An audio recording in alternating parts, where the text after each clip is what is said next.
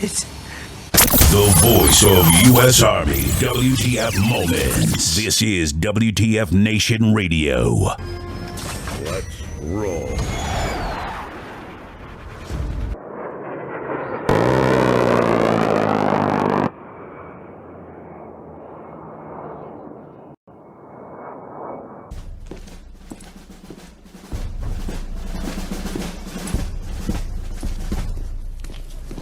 Good morning, Sergeant Major. How do you know what kind of goddamn day it is?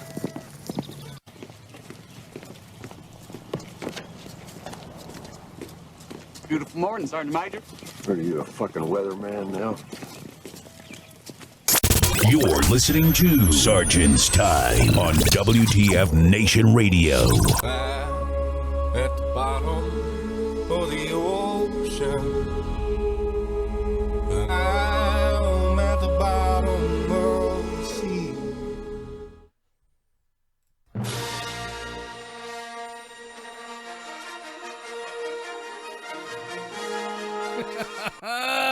It's tonight. Fuck, and I'm missing it. God dang it. Can't take the kids to go see Star Wars because I'm doing Sergeant's Time tonight. What's going on, WTF Nation? What's going on? This is Ice broadcasting live from the Functional Veteran Center of Excellence on this 14th of December 2017. But you don't know where we're broadcasting from: the Alamo, Area 51, or the basement of the Pentagon. You don't know what's going on. So, dude, man, hola, yeah, hey, what's up? Dude, I know, God, can you believe that shit? That new Star Wars movie's coming out? Oh, man, God, it blows. Shit, can't fucking, oh, man. So tonight, if you guys are not paying attention, you guys know that tonight is the release of the new Star Wars movie, the Wrath of Khan. Oh, I'm sorry, what was the other called? The Last Jedi. So, yeah, fuck, man. Can't freaking watch Star Wars. The kids are all pissed off. And they're like, Dad, we want to go watch Star Wars. And I'm like, oh, well, got this thing called radio tonight. And, because they're out of school and all this other shit. And they went, oh, what's Star Wars? What's Star Wars? Nah, well, yeah. Well, I'm going to watch it tomorrow. So, we'll take the little ones out. And, you might see me out there. You never know. I could be a stormtrooper. I could be a Mandalorian bounty hunter. I could be Darth Vader. You never know. Because I walk around and shit and let the kids walk around and say hi. And hey, look, there's my dad. There's Dad and all that. Oh, the Alamo sometimes has like a Star Wars appearance during something like that too. So we'll check that out. You never know. But, yeah. So, apparently, this is where some shit's supposed to be happening. And everybody dies at the end. And so, I'm waiting for some stuff right now. Maybe I can get some real live, some live fucking updates and live reviews. It's so fucked up. You guys would be pissed off at me if I decided to say, hey, look, how about some, happy Alive Day. Happy end of net neutrality. Okay, look, did anybody have any issues with their net neutrality stuff going on? Was there an issue? I know the FCC was doing some hearings right now, or they did some hearings, and then there was like a suspected bomb or something like that at the and the show was going on today with the taco truck, and there was an issue with whatever. Supposedly there's going to be some individuals that are going to have more power to do whatever. Disney's going to own 20th Century Fox. The output of internets and all that stuff. I'm not really up on that. Only because I'm old and I can afford interwebs. So if they say, Mr. Ice, you need to go ahead and provide some more cash for some more interwebs, and I'll just say, take my money. Take it. I just take my shit. So then just take my money. I don't really suppose that it would be a big deal. I was honest with you. I didn't want to pay attention to the news today. Net neutrality. The assistant, what's his nuts, was testifying before Congress today, and then we had the bullshit going on in Alabama, and I really did not want to pay attention to crap. I was just like going off my little world.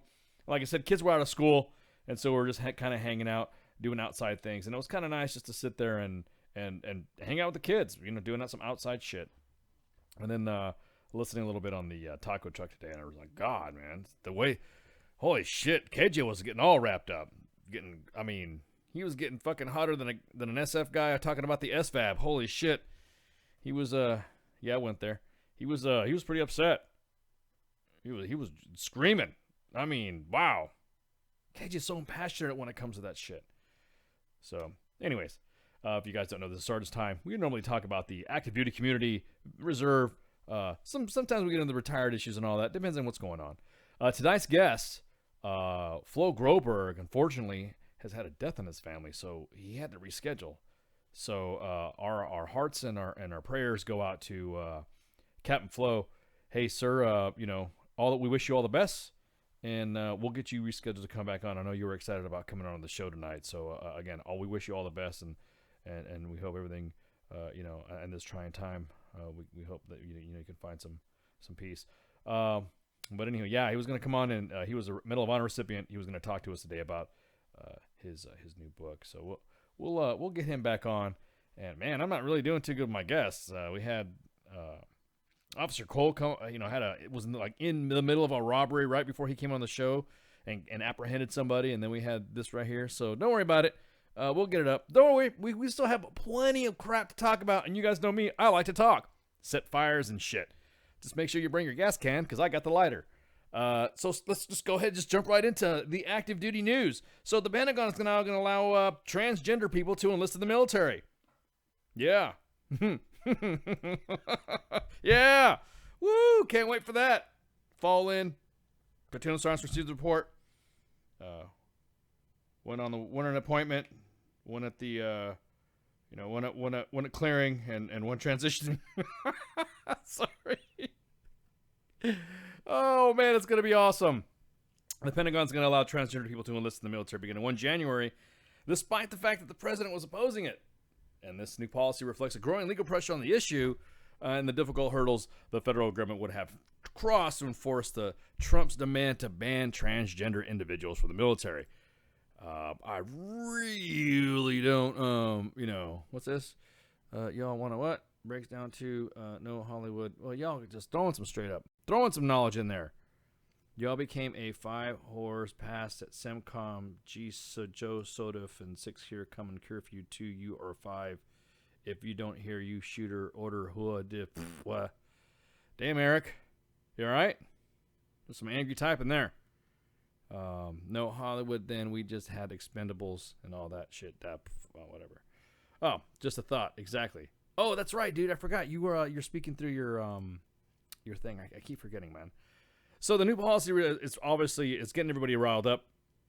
2 federal courts have ruled against the ban, and potential transgender recruits will have to overcome lengthy and strict set of physical and medical conditions to make it possible, although difficult, for them to join the armed forces. Well, yeah, because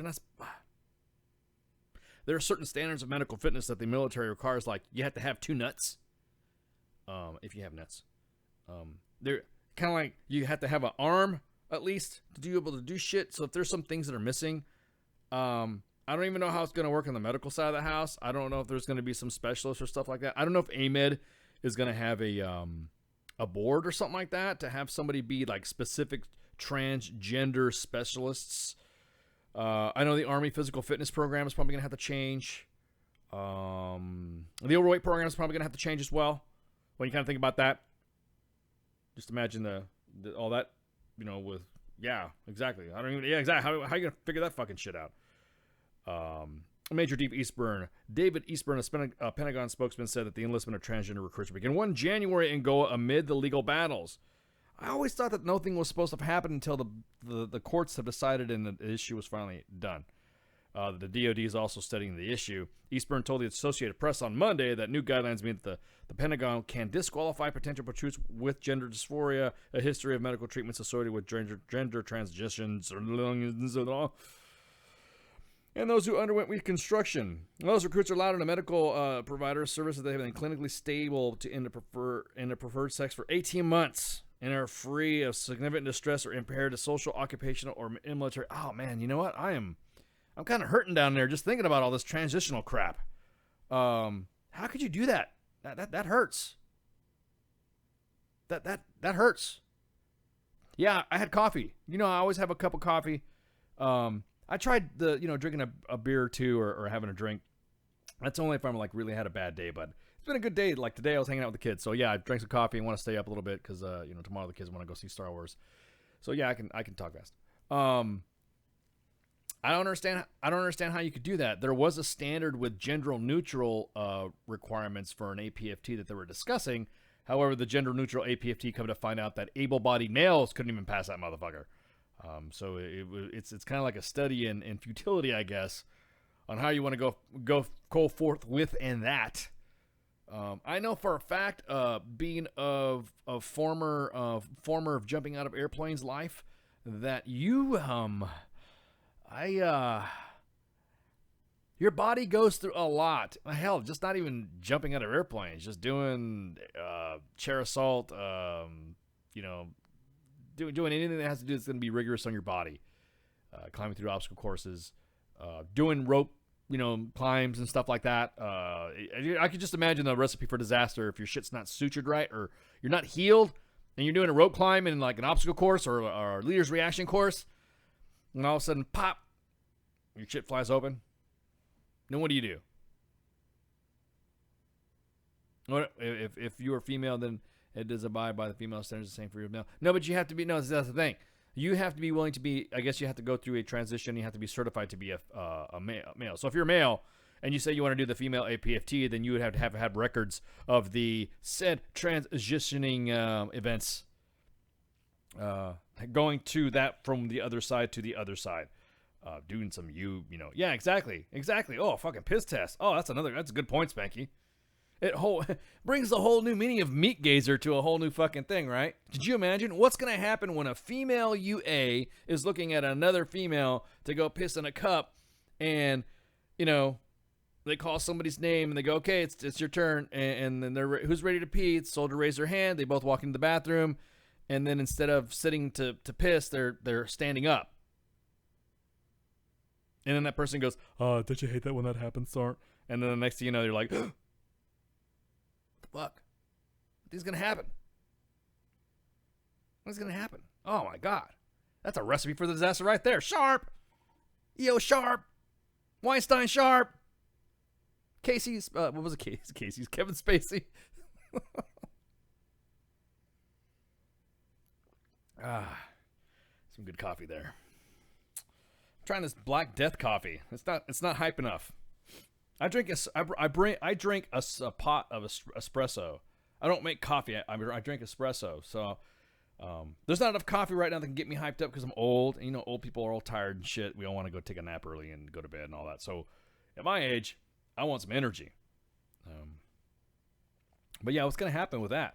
You're gonna be doing a fucking a piss test, and then, or better yet, you walk in there and you're a dude, and all of a sudden you see that pee in a cup thingy, the vag tunnel, the V up, pee up. What's that piss cup that chicks use in the field so they can pee standing up? What if you see that whipping out? Then what do? You do exactly that. You'll need a transgendered meat gazer. Can you say that 5 times fast? Transgender meat gazer.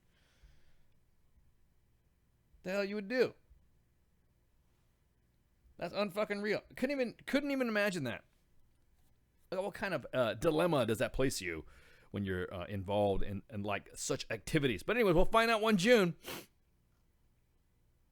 Or what about certain medications or something like that while you're going through the transitioning process that we don't know what's transitioning process? I'm not transitioning, so I don't know. First Sergeant, there's something wrong and I need to take my meds. You just popped hot because these prescription meds were not authorized by the Army. Well, it's part of my transitioning program. Well, what do you do then? Yeah, that's right. It's a complex fucking shit. Trained medical officers will have to perform medical pre-screen of transgender applicants? Whoa. I mean, so you're going to have guys that aren't transgendered check transgendered shit and stuff, junk, whatever. Half sewn together tacos and phalluses. You don't know. I can't fucking tell with that. I'm not transgender. So how as a first sergeant am I going to be able to First, I need to go sick call. What's wrong? I popped the stitch. What are you going to do then? You're going to sit there and freaking... that's going to be hard.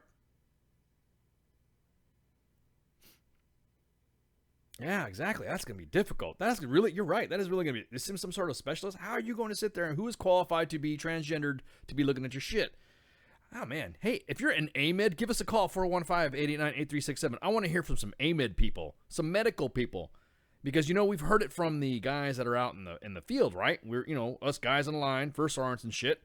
We're trying to find out what's going on. We're going through this Tier 1, Tier 2, Level 5, JKO, face-to-face live training of transgendered. But I wonder what the frickin' AMED guys went through. What did the medical community guys go through? Could you imagine? Is there somebody that's who is the SME? Who's the expert? Who is the transgendered warrant officer? Because because warrant officers are supposed to be like they know everything, right? A W5 in their respective field, and they're gods in that respective field. Well, where's my damn W5 transgender W5 specialist that knows what's going on? That's exactly that. There's medication that they have to stay on for life, forever, because your genomes and your DNA say you are a dude, and you have to take medicines to reject that fact. Could you imagine? Oh. Top, they grew back. Exactly. Top. Hey, Top, what am I supposed to do with these? Oh, man. That is awesome. Yeah, exactly. Are they on blood thinners or something like that? I don't know. I know if they can't take some specific, they can't take specific medications to be deployed at all. So does that take them off deployment status too? Does that make them different from somebody who's whatever? What kind of profile is that put them on? Because it was, yeah, exactly. It'd be whatever. Man. Yeah, could you imagine? Who's in charge? Give us some, give us some feedback, AMED people. 415-889-8367. WTF Nation Radio, you're on the air. Hey, Ice. This is John Owl. Oh, what's up, Al? Hey, you're talking about all the stuff you're talking about with transgenders. The stuff I pop up. There's a lot of implications. The hormones themselves are blood thinners. I thought they were hormones. The minute they get on them, and they have to take very heavy doses, not just light stuff, heavy doses. At that point, they're really non-deployable. Yeah, see, that's what I'm thinking, man. And then on top of this is the one thing people don't understand. They allowed the first transgender surgery a couple months ago? I guess I'm not a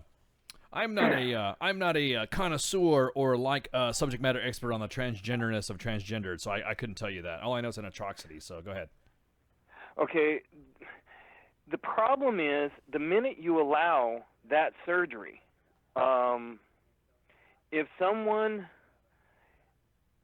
gets okayed for it and they go through that surgery, here's what really ends up happening. They get a 30% retirement for the rest of their life because they have had an internal organ removed. Yeah, but is it like freaking? The military approves it. But it's not. No. If I read before, they have to have been transitioned already for at least 18 months before they come in, and that's my thing.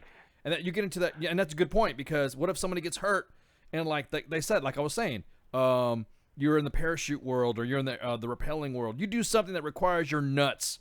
I'll be honest with you. I'll be upfront. Something in your pelvic area that requires a lot of stress, like rappelling, jumping. Some sort of load bearing type thing, aircraft flying, you name it. Something that requires some exact, something that's going to be shocking, I guess you would say, stress to that area. Is it going to be service connected if you have brittle that? Because I know if you've had a lot of surgeries, that area starts to become brittle. You know what I mean? It's not a lot of it. A lot of it is blood thinners for the surgery, but not for the hormones to turn them into dudes or turn them in. You know what I mean? The actual hormones are the blood thinner. Estrogen's not. The hormones that they take in the quantity they take.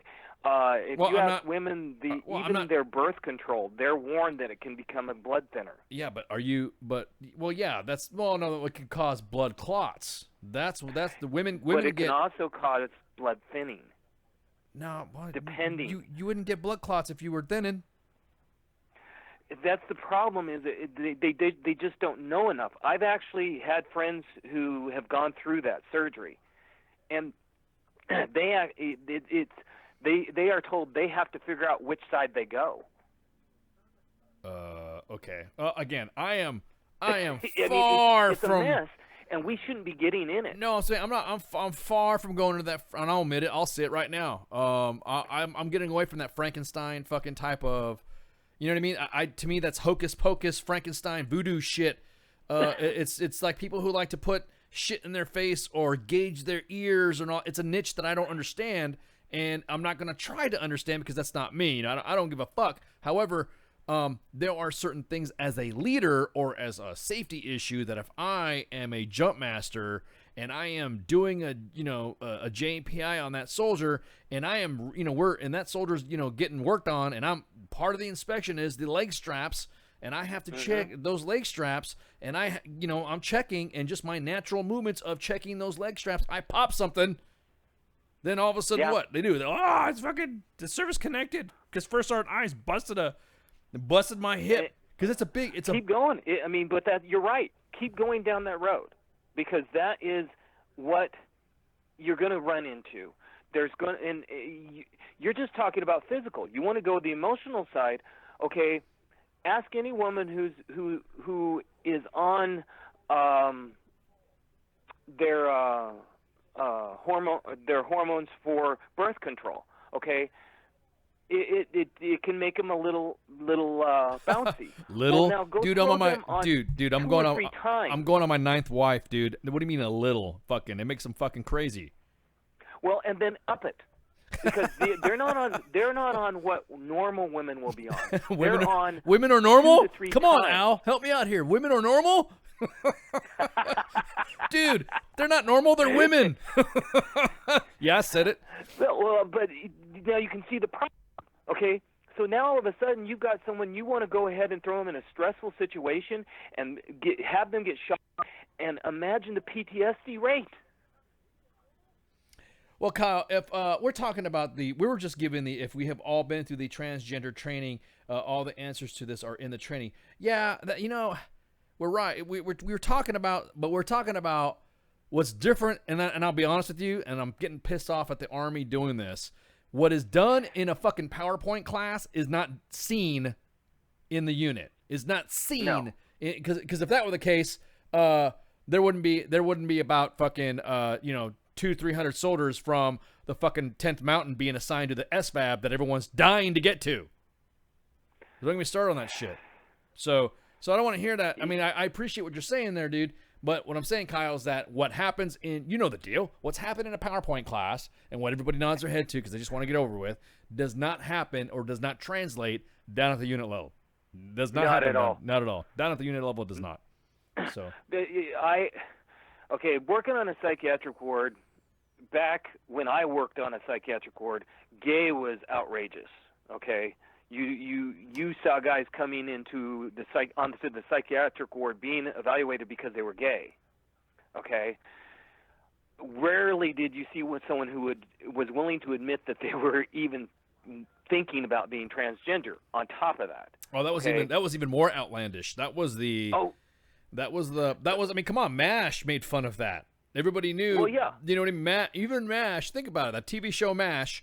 Everyone was fucking with Klinger, knowing that he was doing this to get out of the Army, so that way he could be what? So he could be considered a Section 8. So that's well, the thing is, it gets worse when you see that they're actually trying to consider this out of the fact that it's a PC move because they want to show that the military can do it. It's not even the Marines did a study showing certain things should not be done. And it keeps getting thrown out, and Trump went ahead and he did the honest thing. He tried to say no transgenders. Yeah. Well, so it's going to be fought in court, and that could take a year or two. And during that year or two, they should actually file for a cease and desist until it's decided. Well, that's what I'm saying. That's what I thought normally happens. I normally thought that's it normally what takes happens. time, and it is actually being done. From what I've seen on the news, it's going to take a little time. Yeah. Well, during that time, everybody's got to look at the implications. Yeah, I hear you.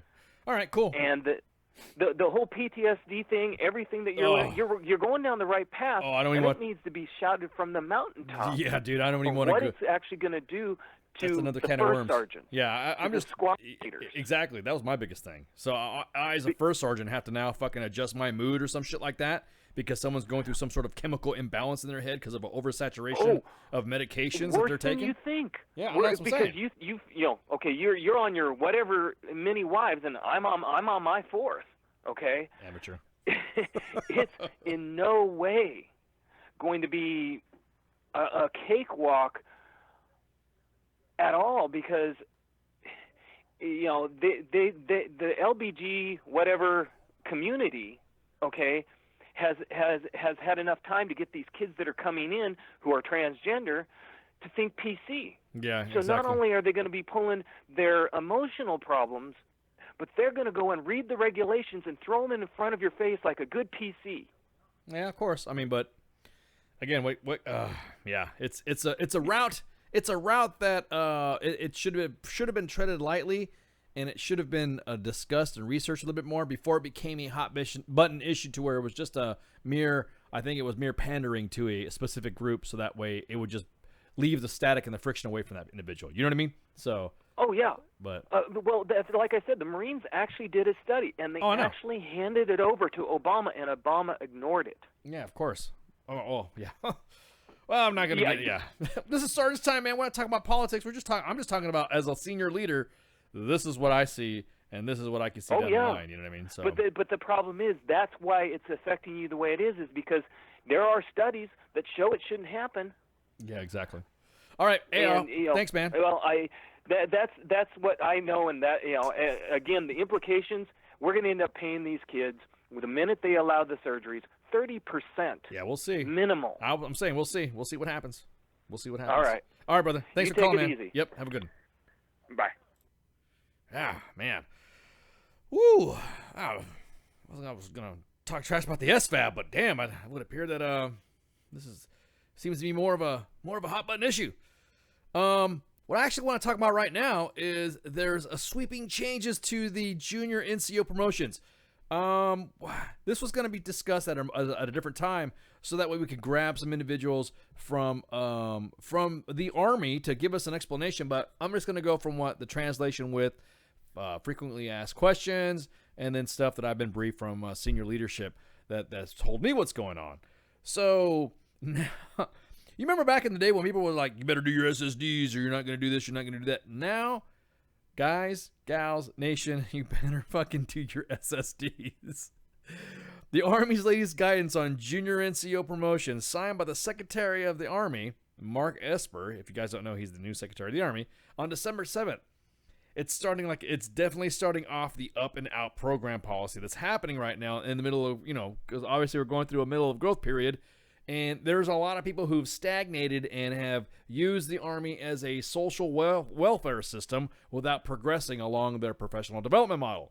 So Army Directive 2017-28, titled Sergeants and Staff Sergeant Promotion Recommended List, that appears to place a burden back down to the commanders, which initially was to the commanders, but the commanders didn't have the nuts to flag somebody when they didn't get recommended to the promotion board. Now it is the Army say you will do this.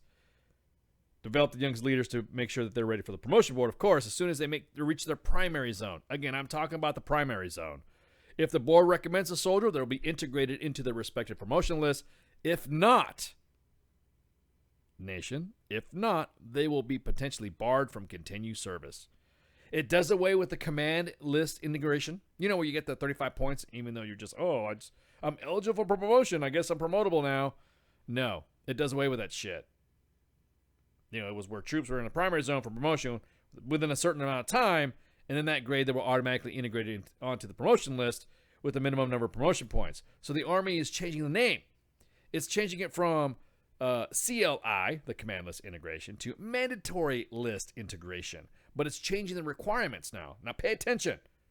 Soldiers added to the promotion list through the MLI will compete for promotion with all the promotion points they have earned through military and civilian education awards, soldier-focused tasks, like PT tests and, rifle marksmanship and such. Some of the changes also impact commanders. Beginning in May, commanders no longer have the ability, let me say that again, no longer have the ability to deny integration onto the promotion list. The directive now orders commanders to use the bar to continued service. Let me say that again. The bar to continue service. There's a 117 Alpha. That's where we have soldiers that come on the promotion list, and that's when the first sergeant sits there and circles yes or no. And do they recommend promotion? Yes or no. And then they get thrown on the C10. That old process starts back up. Now, what's going to happen is you will be barred. There's either yes or barred. I love it. This is for soldiers that have little or no potential for continued service or leadership. Makes sense, right? The bar must include counseling. Go figure. I haven't seen that in a while. That gives the soldiers solid guidance on areas to improve. What's supposed to fucking happen in the beginning anyways. If those improvements are made, soldiers can compete for promotion with all their points. If they do not improve, they will not be allowed to re-enlist. Contrary to popular belief, the way the Army's been doing it is actually been, those policies have been set in place, but the commanders down at the unit level just didn't do it. It used to be the senior, let's put it this way, company commander would recommend for promotion, then the sergeant major get involved, and then the battalion commander get involved, and then the brigade commander get involved. Why aren't you letting this guy get out? Why are you not letting this guy get promoted? Blah blah blah. It got down to that level. Commanders couldn't command anymore when it came to that. So now we had soldiers that were sitting around a promotion list forever and a day that didn't want to do shit. But wait, there's more. Much of the onus falls on the local commanders. Thank you. Again, Big Army has its own part to play in this policy. Once the policy is in effect, the officials will place an HQDA bar to continued service on troops who do not complete their SSDs. If you do not complete your SSDs once the policy is in effect, the Army will bar you, and it's a requirement prior to entering the primary zone for promotion. And the bar puts you on notice, soldiers, that maybe you shouldn't be in if you don't give a fuck about SSDs. The expert action badge does not count. Exactly that, Al. It's just like the way it was back in the day. Everyone's like, oh, we should be old school. We should be old school. Guess what, troops? Guess what's coming back? Old school. I love it. Now, of course, the SSD is not really too keen on that, but don't really agree with it, but I don't care. But once on notice, the commanders will have the option to separate the soldiers involuntary after a year if they have not qualified themselves for a board appearance after being eligible on MLI. So the changes will enhance Army readiness by aligning individual capabilities with the Army's needs while optimizing human performance and engagement. If you guys are not knowing what's going on, the Army's about ready to cut a lot of people and bring new blood in. Fine, do it. Even my old ass. Hey, Ice, you're too old. Get the fuck out of here. Roger that, 3 bags full. Face it. The shit happens. That's what's going to happen. The changes recognize and capitalize on the unique talents of every member of the Army, and the team possesses, obviously employs each member to maximum effect. And of course, U.S. Army WTF Moments and WTF Nation Radio has reached out to senior Army leaders for comment, but they've not provided us any feedback. So, what are your questions? So, that specialist sergeant that just writing out their contract needs to be asked or be barred, or yeah, exactly that. That you got that right. You got that shit right. Exactly that. Is to be barred from reenlistment if they don't like and if they don't like you and you make the list, will they bar you? What are you talking about, John? That's nothing to do with that. Soldiers that meet or exceed the new primary zone guidance must be boarded by their units by April 2018. That's, like I said, once the policy's in effect, guys. But, however, it would behoove you and it would be in your best interest to knock out them SSDs. Or you'll get sent to, you'll get sent to the man, and he will bar you from enlistment. So before they close out the SSDs to specific ranks, I did exactly that. Exactly that. You know, when the SSDs was coming out, I had a sergeant major sat me and a couple other NCOs down, and says, "Gents, this is the future of the Army. I'd suggest you enroll in all of the SSDs, starting with 1 through 4, right when you can, because I have a feeling that the Army's going to make this mandatory." And we're like, shit. Roger, Sergeant Major. We're all pissed off and butthurt because he made us stay in the freaking conference room at different workstations, and we're just sitting there knocking out SSDs, and we're all doing it together. And the next thing you know, fucking, does this help for promotions? It actually, SSD Superstar Destroyer, no cause. It does help for promotion, because instead of getting the minimum points, the MLI will give you your full points. It's just up to you to make the cutoff score. Oh, there you go. Bam. There you go. Whoa. Oh, Elena's in the house. There we go. Thank you. Ask and she shall receive. She shall return with hell hath fury. So my point being is that again, you guys need to grasp this. This is the Army's not fucking around with this shit. Barring to reenlistment is barring to reenlistment. Once again, as she said specifically, once the primary zone is reached, you will appear before board, and then that's it. And this will help the promotion system to keep it flowing. Structured self-development that's what the SSDs mean. Cause structured. So ask your questions, please. Give us some, because I know. Give us a call 415-889-8367. Because I have a feeling there's going to be a lot of soldiers that are going to think, oh well, I just ride the shit out. No, it ain't going to happen. The days of riding shit out are done once you hit your primary zone. Once you hit your primary zone, I'm telling you, you need to. And also, the onus is on leaders as well to ensure that your soldiers are fucking knocking this shit out. I mean, if that's what you guys want. I mean, if you guys don't want to fucking have this shit, then it's up to you. The Army will bar you, and then you will be involuntary taken out. Not taken out, but you'll be ETS'd. How about that? If we're new to the Army and just got your second AIT course, so when do I get my unit? Should I knock out all? Yes, knock out all your SSDs. SSD will change to DLC in the near future. So you will not have to complete the new DLC if you completed the SSDs. So keep them coming. Keep them questions coming. Because I know everyone was like, kind of what's going on, and it was a moot post. Nobody really cared about it. Yes, exactly that. The correspondence courses, man, you can't do that option anymore. So you can only complete the SSD if you're currently eligible for it. So a window will open it when it's time to do your SSD. At one time, you were able to knock out all your SSDs in one shot before they decided to make them more structured, structured self-development. So, yeah. Is this active duty change only or all components? Is the question in the Mixer chat. Is this active duty only? You know what? That is a good point. Is it an active duty only question or a policy? I'll wait till the question gets to the right ears. Is this an active duty or only change, or does it resolve in all components? Well, I guess in the reserves and the National Guard's a little bit different. Do they go with after graduate until you be enrolled in SSD1? After it's for all components. There you go. Answers there. There you go. Yeah, I had a wallet. Remember we talked about the disc. All right, take it easy, man. Yep. So there you go. Covers all of them. All of them. Covers all the components.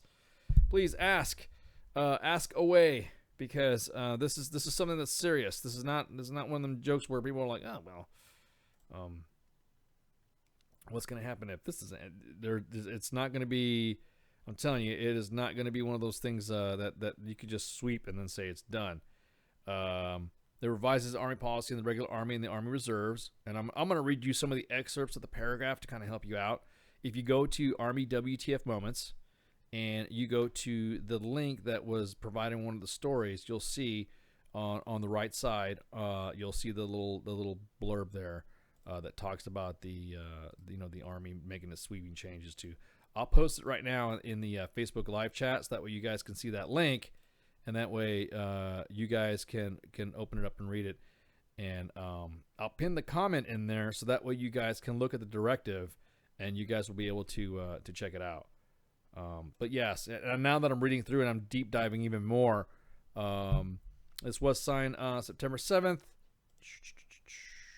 Directive revises Army policy for Title 10 enlisted soldiers in the regular Army and the U.S. Army Reserves, as specified in paragraph 3, effective May 2018 promotion month. Because our Army is a soldier-centric force, we must rely on a professional, non-commissioned officer corps to sustain our statue as the world's premier combat force. Leader development is a time-intensive process, but in the end, product of investment is the NCO core of competence and character to fit and lead in combat. It is essential that unit leaders across all levels understand that their individual role in ensuring that we develop and train our soldiers and NCOs to assume increasing levels of responsibility. To this end, we must remain committed to retaining the talented men and women we have assessed and trained, because they are our future. It is imperative that the Army maintain quality force by keeping soldiers who are competent, educated, motivated, and trained to work as members of a team. All leaders are responsible for training and developing our soldiers for increased levels of responsibility by the time a soldier attains promotion eligibility in the primary zone. This expectation is for the vast majority of the soldiers that are integrated into the promotion recommended list and attainment of such eligibility by affording quality of soldiers promotions opportunity, and conversely denying continued service to those that clearly do not show the potential or not give a fuck. That was my attitude. He didn't write to give a fuck. We strengthen our Army and our ancillary corps. The following policies align an up and out system by linking continued advancement with retention control points to improve readiness, morale, retention, and professional development of our talented soldiers, consistent with sustaining an all-volunteer Army. I direct, and this is the Secretary of the Army, I direct the following policy changes concerning promotions to Sergeant and Staff Sergeant. Promotion eligibility criteria for recommendation and promotion, regular Army and U.S. Army Reserve, are obviously in the enclosure, which supersedes AR 600-8-19. Rules for integration and promotion recommended lists are applicable to regular Army and U.S. AR Active Guard AGR Reserves only. So if you're U.S. AR Active Reserve only, there you go. The secondary zone unit commanders will consider eligible soldiers who are in the secondary zone for integration to the staff sergeant recommended list on a monthly basis. When the unit commander determines that a soldier has the potential for increased responsibility, the unit commander will recommend the soldier for promotion and refer him and her to a local promotion board. Those soldiers that are approved will be integrated into the promotion recommended list with all earned promotion points. Okay, that's the standard deal, right? That is the standard deal. Everybody knows about that. That's the secondary zone. Now here's the primary zone. Appearance before local promotion was mandatory for all soldiers upon initially reaching the primary zone eligibility. So once you hit your primary zone, your attendance to the promotion board is mandatory.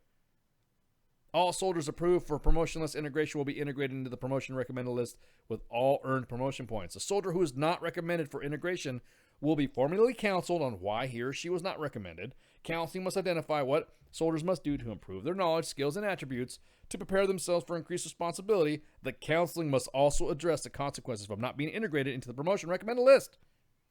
The consequences include a potential bar to continued service because the soldier is non-competitive for promotion and does not demonstrate leadership potential.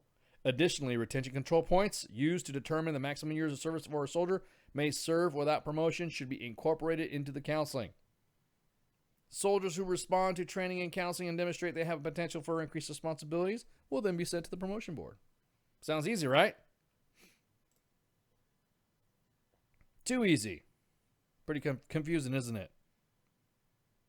Oh, the Alarak. Knick-knack Alarak. Let me unpin that. I can only pin so much. I can only pin one at a time. Can you drop that pin in there? When am I seeing Star Wars? Oh, yeah, exactly. See, why did you have to remind me, dude? Why did you have to remind me about Star Wars? Man. It sucks.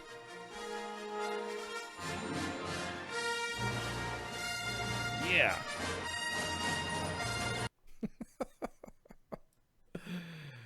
Go ahead and drop that Alarak. Can you drop? Oh, I can't drop the Alarak in there.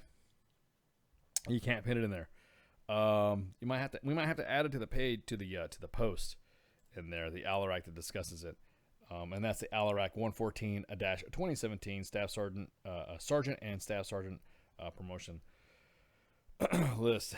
So it's pretty cut and dry. The bar to continued service at G1 will impose an HQDA bar to continued service against a soldier who fails to qualify for mandatory appearance before a promotion board upon attaining primary zone time and service time and grade eligibility because he or she did not complete the mandatory SSDs. The bar to continued service puts a soldier on notice that his and her continued service may not be in the Army's best interests. So before you buy that car at 45%, what happens? Yeah, what happens to the technical gurus? What happens? They go.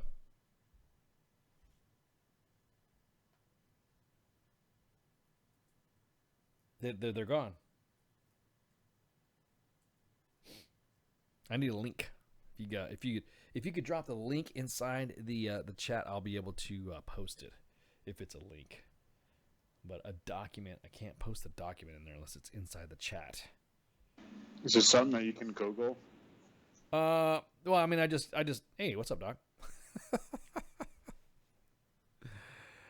What's up, dude? I've been fucking pretty painful listening to all that shit that you just rambled. I know, isn't that like it's like overload on stuff. And now you see what freaking, this is why first sergeants and fucking sergeants major pull their fucking hair out, or at least they lose their hair, or they fucking drink, because all this shit right here. Because now they are going to be the key individuals to ensure that hey Sornt, hey for Sornt, and this has been distributed all throughout everybody. Everybody knows about this now.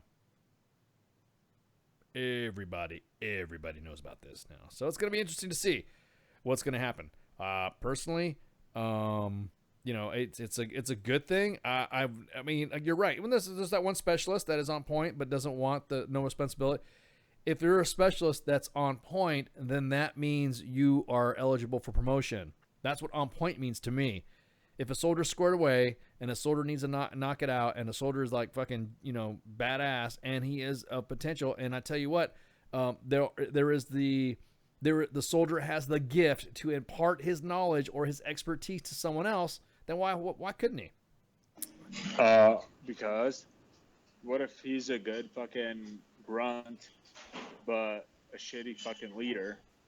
Well, what if he doesn't want to be a leader? What if he wants to be a fucking grunt that is, makes sex to his 240, correct, goes home and gets fucking smashed on a 24 case of fucking beer every night? Well, but you know what though? But how long is that person going to be a specialist? That's the thing. The Army has retention control points that you have to hit.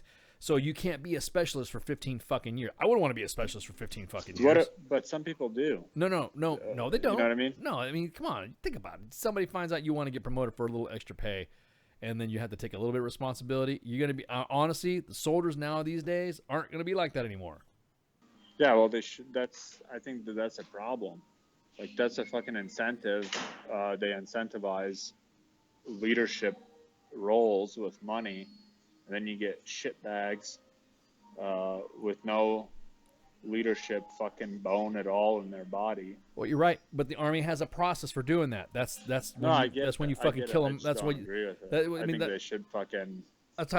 You kill off their career. No, you kill off their career is what you do. If they're a fucking worthless leader, that's what you do with worthless leaders. You fucking relieve them, but not everybody's a leader. Yeah, see, that's the thing. You can't be a specialist your whole fucking life. That's just me. Now, I mean, specialists might be on the rank.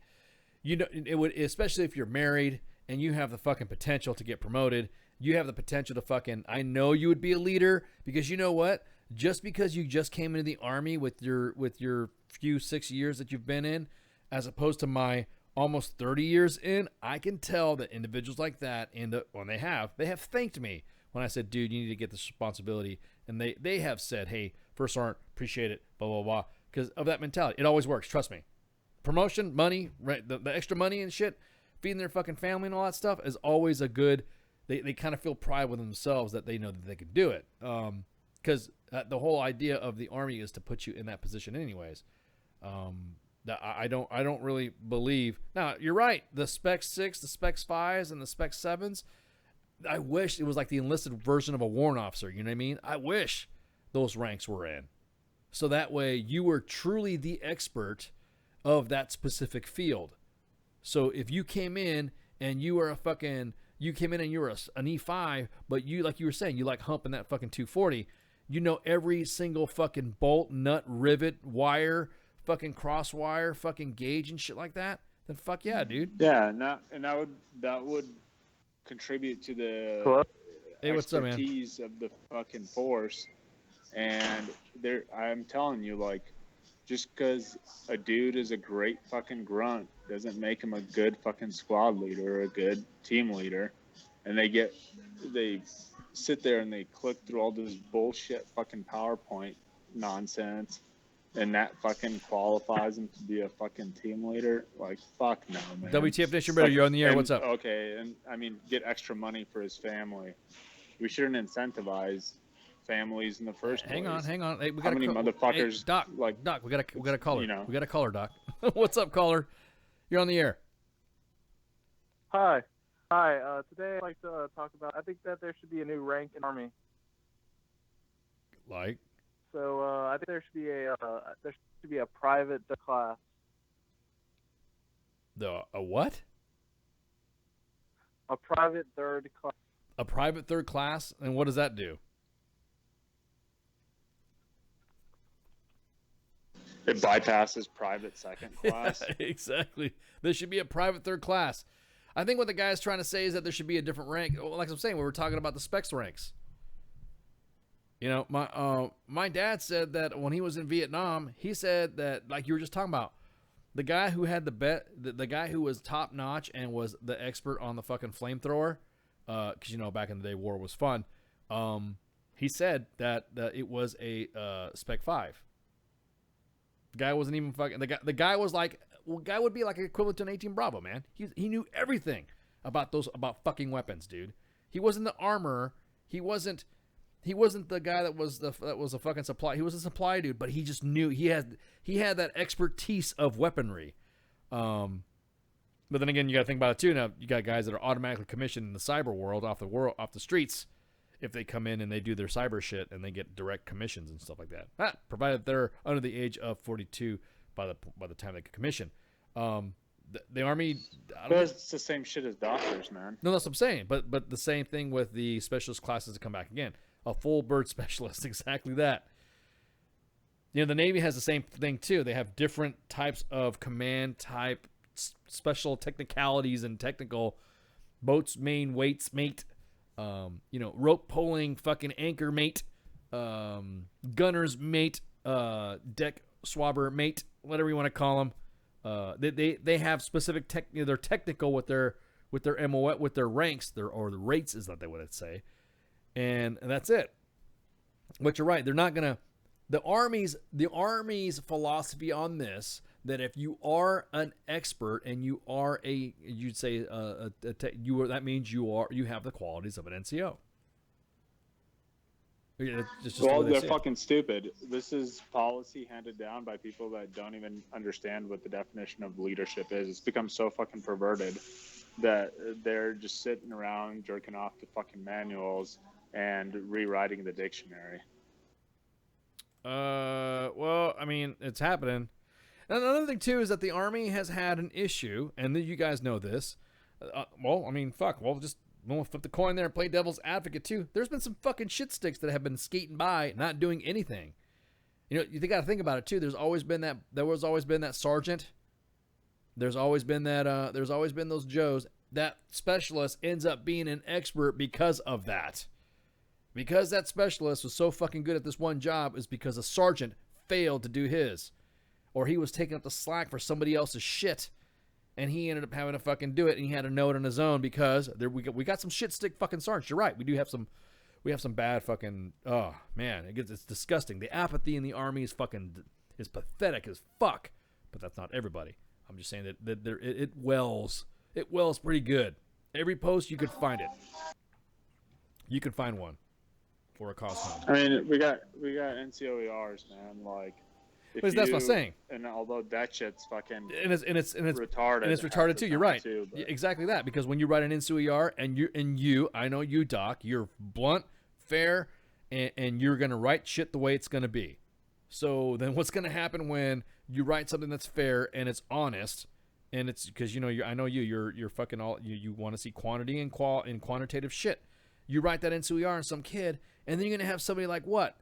Somebody come back and say, "Well, maybe you shouldn't have written that. That was too hard," or blah blah blah. You know what I mean? It becomes an appeals bullshit. I had senior raters every fucking time tell me to rewrite it, and they gave me a list of words that I should use that were acceptable, like descriptive fucking words that meant one thing that it's not like what it's supposed to mean, but it's like this is what you're trying to say, but you should use these words. Correct. And when you're like, no, fucker, this is what I'm really trying to say. This.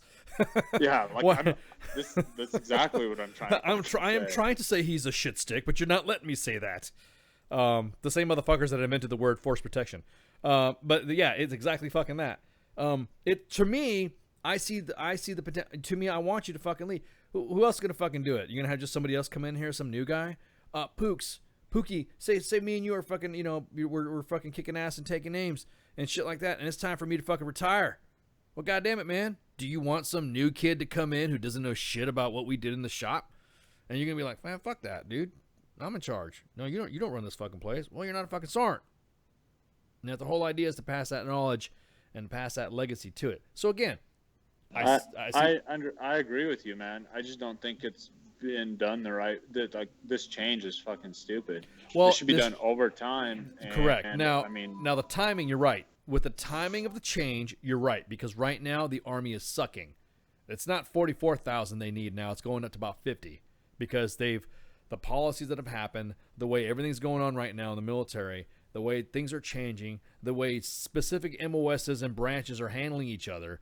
Dude, it is unfucking real. I mean, some of the shit that just... I guess it is fair, since they're probably just going to be trying to retain motherfuckers that can read at like a third grade level. Well, the Army used to have tests for that too. They called it a TABE test back in the day. You took a test before you attended an NCOES, and if you didn't fucking pass that test, you just didn't get fucking... You didn't get to go. You didn't get a good test at all. You get sent like to the SVAB or some shit. Where the berets are free and the bonuses are fucking are booming. Oh yeah, we're gonna take a break. We're gonna talk about that. Mighty SVAB. Oh yeah, there's some drama going on about the SVAB that everyone's getting all fucking riled the fuck up. Even more drama. It's bad. Oh yeah, we'll Tory get into that subject. Yeah, the gay porn industry is fucking hitting them up for copyright infringement. I thought it was the fucking I thought it was the My Little Pony guys, but anyways, the bronies or some shit. So we're gonna take a quick break and warning shots, and then we'll be right back. And like I said, it'll take a few minutes to recharge a drink. I'm gonna get another coffee so I can get more amped, and this is fun. Like I said, Star Wars shots. Warning shots.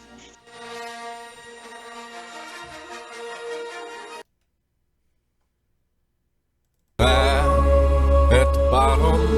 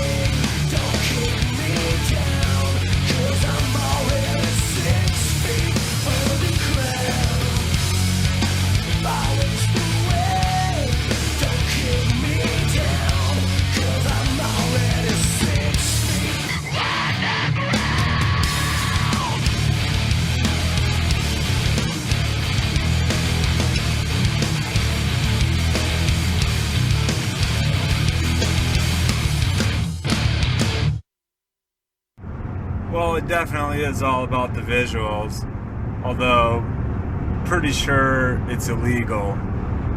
This station is now the ultimate power in the universe. I suggest we use it. The voice of U.S. Army, WTF Moments. This is WTF Nation Radio. I find your lack of faith disturbing.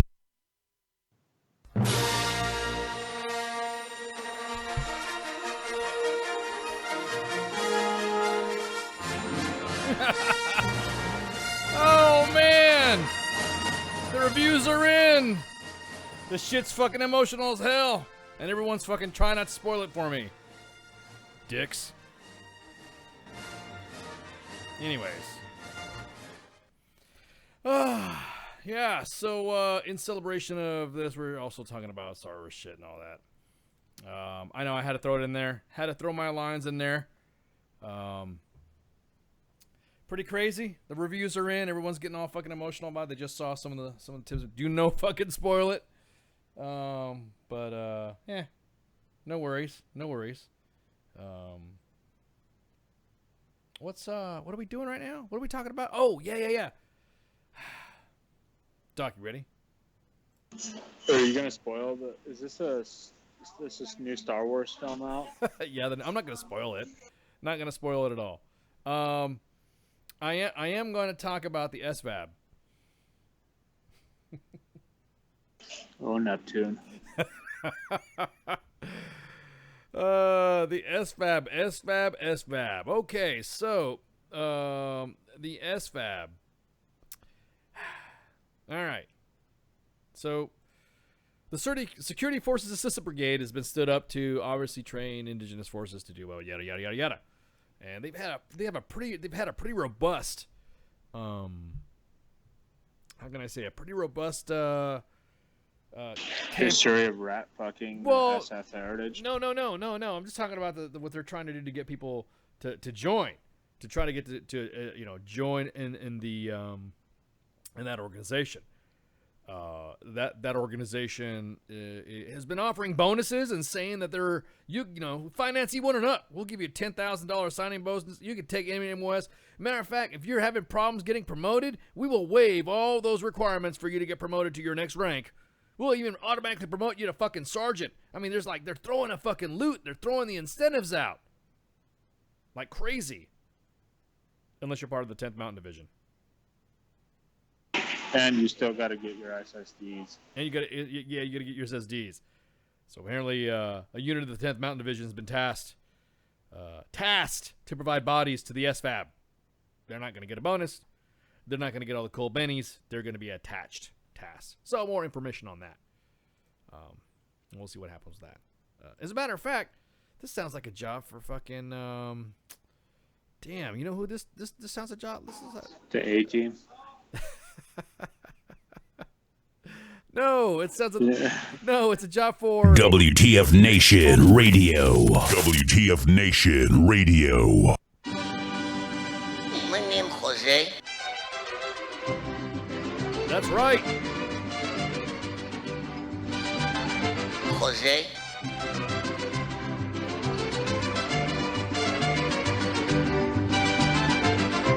Is that tequila, senor?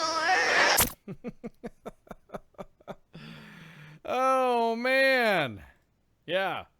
Don't worry about it. We'll find out more information what's going on with that after we send the intrepid Jose to find out what's going on with the deets on that. What do you feel about that for real, though, man? We had a discussion in the office today, didn't we? When we were talking about that? That was good shit. Yeah. It was very very back and forth. Very back. Good. Very no, it was good. It was. I think it was good. It was just one of those things to where, hey, freaking, you got some freaking, you got some rice bowls getting busted up, I guess you would say. People getting upset. No spoilers, please. Knock off the Star Wars spoilers. If you guys are on U.S. Army WTF Moments right now or on Facebook Live, do not drop a fucking spoiler in here about the new Star Wars movie. Especially if you just saw it, talk amongst yourselves, but don't be busting out. That's right, Black Dagger. Han shot first, and that's as far as we're gonna go. Anakin Skywalker turns into Darth Vader. How about that? I can't believe everyone's getting the yes. No, the whole thing is that this new Security Forces Assistance Brigade has caused a lot of drama within that realm and all that. And I'll be honest with you, it's one of those things where you can't help. There's a lot of people that are claiming gloom and doom from its inception and all that. I'd say they kind of rolled that out a little bit. It kind of went the wrong way on its rollout. We've already established that. Not to beat a dead horse, but it's not going to end. This, I guess you would say, embrace it. You kind of have to embrace it. It's going to happen. Not like it's not going to happen. It won't be over quickly, and you're not going to enjoy it. Yeah, exactly that. It is one of those things to where you're not gonna. Oh man, it's just frustrating just to hear everyone. Everyone's got good points on why it should happen. Everyone's got good points on why it shouldn't happen. Everyone's just it's one of those things. No. I haven't heard any good points for why it should happen. I've heard arguments that are absolutely just mind-boggling, and I understand why it happened. That's not something that we can argue. It's something that we can reflect back on. That's what I'm saying. It's going to happen. Sorrow. Yeah, I'm not that it did happen. I'm not looking. I'm just saying. But okay. Well, then you're right. There are arguments that support either or of such organization. Anyways, so yeah, you like that graphic? Cool, huh?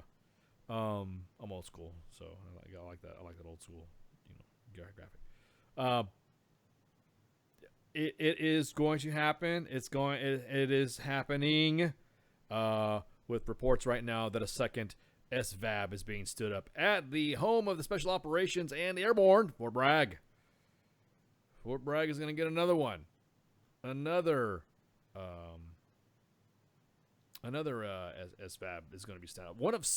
2 of 6 now will be stood up. So I didn't even know there was going to be 6 of them. 6 SVABs are going to be, starting up. Light them up. So that's it's kind of, man. I wonder how they're going to fill that. It's like 800 Joes. How are they going to do it? I wonder what the recruiting effort's going to be like. What are they going to use to do it? I mean, think about it. It's well, nobody wants to think about it, like you said, Doc. It's something that's an inevitability. However, it's going to get manned. It's got to get manned. There's going to be people that are going to get I have a feeling it's going to be like any other organization that gets stood up like that. You're going to get volunteered to fill it, and then shut up and fill it. It's just going to be a fucking like branch select fucking PCS orders, dude. It's just going to be like another unit. You know what I mean? Yeah, that's what I'm saying. It's going to be just, okay, you're everyone now, priority 1 fill. It's almost like, back in the day, the 82nd used to be a priority 1 fill and all that. It's going to be like that. It's going to be a priority unit. So now, everybody right now, if you are finishing up your tour in wherever you are finishing up at, more than likely, lottie-dottie SVAB bodies are going to the SVAB. That's just the way it's going to be. That they're going to fill that priority requirement, and you're going to get dumped into that mess, and then that's it. But those guys that are... It's gonna be like a new Korea assignment. Yeah, that's what I'm saying. Well... No, well, apparently, I don't know. If you volunteer to go SVAB, then you get to have any assignment choice after you're done. If you're voluntold to go, like the members of the 10th Mountain Division that are being sent to them, shut up, you're going. But what about the bonus? Fuck your bonus. You know what I mean? Are they part of the organization or not? How are you going to get the guys there? Man, that's going to get seeded, and then that's what we're talking about. Remember when we were talking about blood outside of their unit? It's going to be fucking bad blood in there. That's what I'm saying. That shit. That's what I'm saying. That's what I was telling the audience. That's what we're talking about in the office. Could you imagine, you guys that are in the SVAB right now? None against you. You didn't know, whatever. You're trying to do a good thing. Totally understand. Not beating you up for it. However, you're going to be. You have received a bonus. You got automatically promoted, and then there's a guy showing up in the 10th Mountain Division that didn't get promoted because of it, that didn't get a bonus because of it. What's up with that now? Well, it's going to lead to redefinition of sodomy in the dictionary. I'm trying to figure out how to spell the acronym with the SVAB. Acronym was special, and then there's even exactly that. There's even a change.org petition. Somebody got together and the special operations community and stood up a petition to sign the petition to stop the unit, to stop the change. I haven't seen that one. I saw the one with the beret. Yeah, and is that the one? Fucking actually had an effect. But I think that the initially them using a green beret was like a total distractor. It did an intended job of fucking riling up every fucking previous retired or current SF dude in the regiment. Yeah. Into just losing their fucking minds over the beret thing. Exactly. And then they totally slipped in the whole fact that the most the most essential aspect of the SF mission is getting rat fucked and piecemealed out to a bunch of fucking pogues. Well, they're not necessarily pogues. They're just, I mean, That's it's going to be a pogue. Even if you're an infantry dude in an SFAB unit, I'm going to go ahead and fucking, on behalf of the infantry, I'm going to go ahead and say that you're a pogue. Say you're a pogue. Today, we decree on this 14th of December, in the year of our Doc Madness 2017, we hereby declare that no matter what MOS you go to, what MOS you are, what career management field you hold, when you go to the SFAB, you're a pogue. Is that what you're saying? Yeah, dude. You can wear your fucking EIB, whatever you want, but you can be a pogue. Well, yeah. I mean, that's dude. It is an institution that's already been marred with controversy because from what Jose's digging around, he's finding out that there was a lot of within that happened to make said organization within. So those within the community that were complaining about it were also the ones who were part and parcel that had a hand in it, or were told to assist in its design. So this is an interesting story. It's about as crazy as the emails from the FBI guy throwing stuff out during the I don't know, that whole special counsel crap going on. So yeah, more to follow on that. I know Jose is going to have a pretty interesting noticia about it, and then he's going to talk about what's up with that. I know Jose lately has been milling around. He's got he's got about 3-4 stories working on right now. So you'll be seeing a lot of Jose's more stories coming out. I know everyone's talking. Yeah, I did the last story with Jose. Hey, look, that shit happens, and story was retracted. Story was apologized for. Individual was removed, and there you go. See, no need to get in the weeds and start talking shit about something you don't fucking understand. So, anyways, he's a Mexican anyway. Yeah, Jesus. I mean, he doesn't like me because I always talk about. He doesn't like my call sign, and he thinks it's racist because obviously ICE is not too keen. He doesn't like the name ICE. I don't know why, but anyways. So, in other news, so you guys remember that fucking that pimp daddy that was over in Fort Hood? Did you hear about him? He got busted. Yeah, I saw that shit. Yeah, Greg McQueen was the dude that got busted for he was the guy that was leading that prostitution ring. He was also in charge of the 3-Corps fucking sharp. He was a sharp rep. So he was a sharp rep for freaking the for 3-Corps. So he was getting chicks. He's a fucking expert on sexual assault, man. Gotta hand it to him. He was the pimp. He was a pimp. He was accused of recruiting cash-strapped female soldiers to have sex with higher-ranking officers, according to. And wasn't it also wives of enlisted members? Yes. Yes, exactly that. Including one who was confided that she was struggling to support her son after a divorce. So she was now look, I don't want to get involved in this little moral or ethical dilemma here. It's a moral dilemma. Why is it that no, it's not, dude. What? No, think about it. No, hang on. Moral dilemma is where there could be a potential like point of view where it's I'm just talking about right or possibly wrong. Okay, well, here I'm saying this then. How about that? How is it that it's okay for because I have known of female soldiers that have danced at fucking strip clubs. I guess because prostitution's illegal, I guess. I don't know. But anyways, that, Yeah, exactly. Because that's the thing. Prostitution's illegal. So you're right. That is the issue. But it's okay for, for them to support, you've been in, especially at Fort Hood. If you've been up and down Rancier and you know that there's some or hell anywhere else along the Killeen area, and you go hang out and you want to go or Fort Bliss, Jaguar. You've not. If you ever go to El Paso, I'm not saying I participated in like such activities, but Jaguar is an awesome place to go. But anyways, I met somebody there, and she said, "Oh, I'm stationed at Fort Bliss." "Oh, you're stationed at Fort Bliss," and they had the standard line. I'm going to college. I'm going through school. I'm raising, my kid or whatever. Got it. That's fine. Whatever, man. So whatever. That's legal. That's legal. But prostitution is not. I'm just saying. Pimping is also illegal. Well, pimping is illegal. I don't blame the mothers. No, I don't. No, I don't either. I'm just asking. That's the question in my head. Is that why is it that people don't look at that differently from women doing the same shit when it comes to strip clubs? You know what I mean? I'm just question. Just a question. See, and I suppose you could,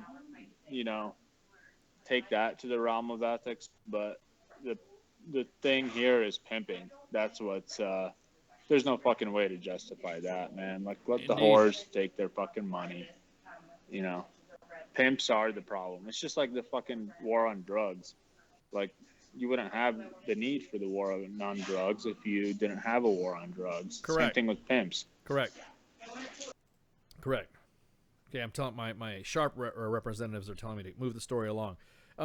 So what this guy did, he was a pimp. Okay, he had all this other shit, making him even money and all this other shit, and yada yada yada.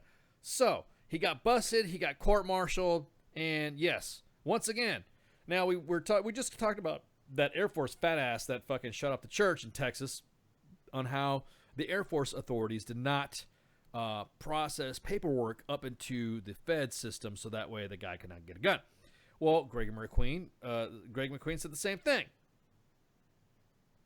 Didn't show up on the state's background check when he was trying to apply for foster care.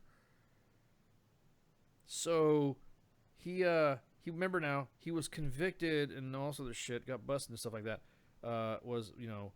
He was the EO sharp guy, Sharp Brett, got busted for all that pimping shit, and then decided, I don't know how he would even think about this, then decided to apply to be a foster care, to care for abused and neglected children. And so it was about 2 years ago. He pleaded guilty to more than a dozen military charges for attempting to run a prostitution ring around Fort Hood.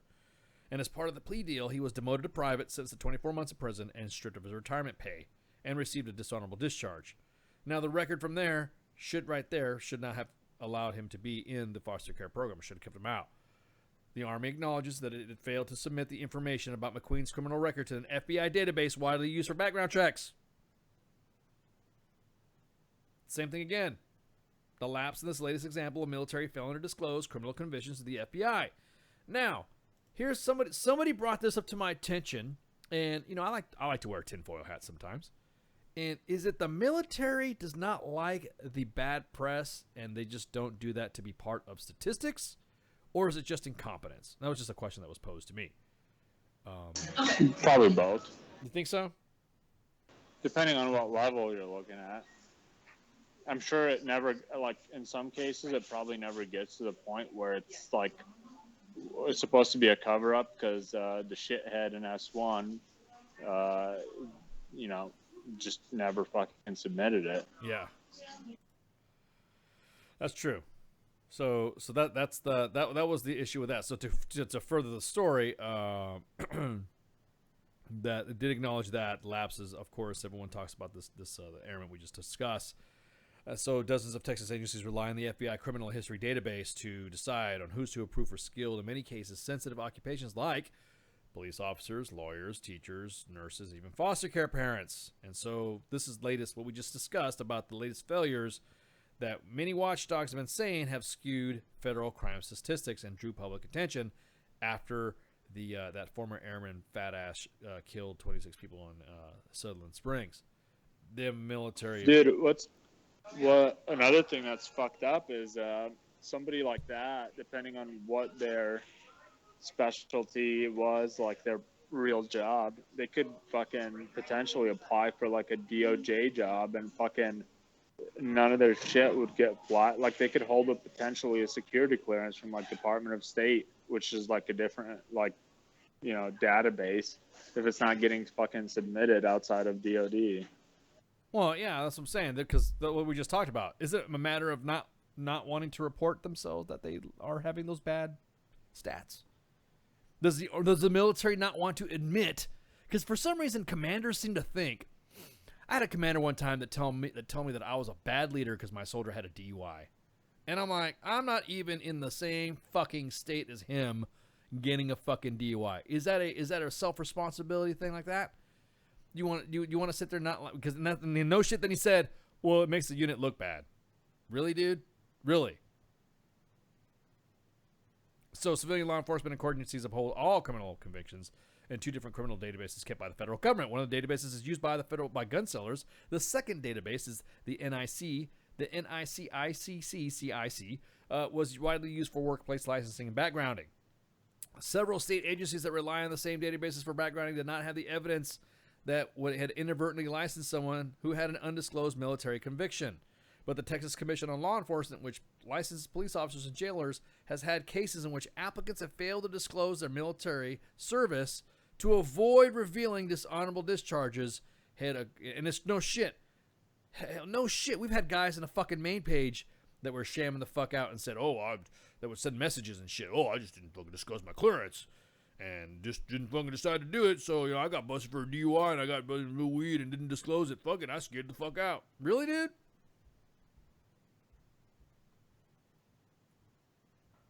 So, again. Dude, there's like forums where these dudes get together and they discuss the best ways to get over on the VA and how to fucking avoid. Oh, yeah, dude. Disclosing this information and shit like that. Oh, no, I have been, because as when you get hurt,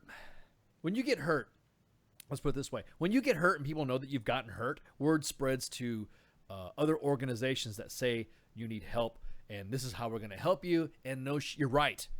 You could pay people to go through your fucking system, to go through your fucking medical records, and you sign that. It's like they teach. You're right. They teach you how to grab them shits, how to get that extra bennies that you. Now look, am I of a debilitating nature to where when I retire, I'm more likely going to get a fucking handicap plate. More than likely, it's going to be given to me. Right now, am I able-bodied, sort of, kind of, that I need it? No, probably not. But I know as I get older, for what I have and all the injuries that I've had done to me, I will need it. So, I don't need. I mean, there's people right now that are pushing that, dude. I'm telling you, once if you've been hospitalized anywhere in a military installation or off post, and they know you're in the military, or they know that you could be possibly facing a medical retirement, holy fuck, they come out of the woodwork. And you're right. If you're in one of those groups or part of one of those sponsor groups to subvert the system, when there's somebody that actually fucking needs it, then you're a fucking shitbag. There's a lot of people that are sitting there waiting for like legit shit. My ankle hurts a lot, or my joints, because if you have arthritis or something like that, that's obviously not service connected, then I could totally see that. If you were like, I don't know, an amputee, yeah. So the Army said that they are not only are they acknowledging the error, but more importantly, are taking corrective action to fully share the information with appropriate law enforcement personnel. Texas Health and Human Services Commission performs background checks on potential foster families, and background checks are important tools to help screen the potential issues. But when it comes to vetting foster parents, it's always important. It's everyone's best interest to make sure that the criminal databases contain the most and complete, accurate, up-to-date information. Whew. Wow. So, yeah. So the family, the McQueens, have been deleted from their systems after they discovered the conviction. Could you imagine an outside agency finding out about this as opposed to, you know what I mean? From any of that? His conviction, it even says specifically that he bars him from being a foster parent for the next 20 years from the date of his conviction. Obviously, McQueen could not be reached for his comment, and his wife declined to elaborate on their hire and dismissal. Quote, "You keep working because you don't give me any information and we're not going to speak to you." Okay. Good on the fucking investigator. Yeah, exactly. Exactly that. Apparently the extra mile to, I mean, it's not even necessarily an extra mile, but if you're a proper investigator, you're going to have access to, like, open source databases, and you could fucking look that shit up yourself. But still, I mean, good on the person who fucking caught that shit. Yeah, I'm again a fail. I mean, this guy was busted 2 years ago. God, man, we've been working on it. We've been doing this job for over the 2 years, bro. Oh God! And of course, everybody knows about the fact that he was busted. He was busted for all that shit that he did for pimping. So maybe it was like he was trying to become a foster parent for one of his, like, old hoes, and she's like, "Oh no, not this guy." Yeah, and she popped up like could you imagine? Oh yeah, you're right. Maybe that's what happened. And one of his old soldiers, who knows?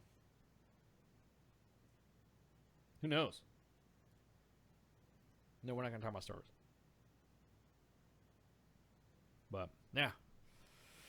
Yeah, man. Again. So in another stories, there was a soldier that was killed, accidentally shot and killed during a nighttime ammunition training exercise. Part member of the 3rd Infantry Division was killed during a live fire training exercise in Fort Stewart. Officials at Fort Stewart said that he was in critical condition when he was hospitalized on December 6th after being hurt during a nighttime training event. And Fort Stewart spokesman declined to comment on how the soldier got killed, and citing an open Army investigation. Well, I mean, it's a live fire event. More than likely, somebody if he got killed from that, then somebody shot him. There's no. I guess you could say there's no sugarcoating that. A live fire event is a pretty intense event that you actually have to pay attention to. Everyone involved. If you don't do the dry click live drills and or blank, you're screwed. You rehearse. 31-year-old Sergeant Michael Trask of Olalla, Washington. So, yeah, hearts go out to the family. Rest in peace, kid. It's one of those things to where you freaking that is part of our job. It is inherently dangerous that we do anyway. So anything that we do in the military. There is a level of risk that is average from what anybody else would be involved with in any other job. I'm pretty sure a car salesman is not going to be dealing with live fire exercises, so it's a little bit different when something that we consider routine, and it's not a big deal, and it is a big deal. We've had, within the last, few weeks, last few days, we had a soldier in Anchorage that got killed in freaking in Afghanistan during the vehicle incident. So you guys and gals out there, be careful when you're out there doing stuff. And if it's not fucking safe, I mean, I don't want to sound like a first sergeant, but I am. I'm also a client. Don't freaking, if you see something that's fucking unsafe, say it's unsafe, even if it's your first sergeant. But and as a previous sharp rep, I just want to add protect your holes. Yeah, exactly. Protect your holes. Hang on right quick. Someone just sent me a message. Anyways, so the Army-Navy game. What do you think of that? I don't really understand football. There's some decent memes. There's one with like both my dads are Navy grads. Stairs and Kevin Spacey. Stairs. Exactly. Oh man. Oh. Yeah, everyone's waiting for their plates for DV, huh? See, and that's where the whole DV term came from. And I'm not saying anything about DV. I'm just saying that's what DV came from. Disabled veteran. And one decided to add their little thing that whatever. So, what's that? You watch somebody build a guillotine outside the FCC building? Why the fuck would you want to do that? But, anyways, yeah. So again, what I was saying before is that I am not going to.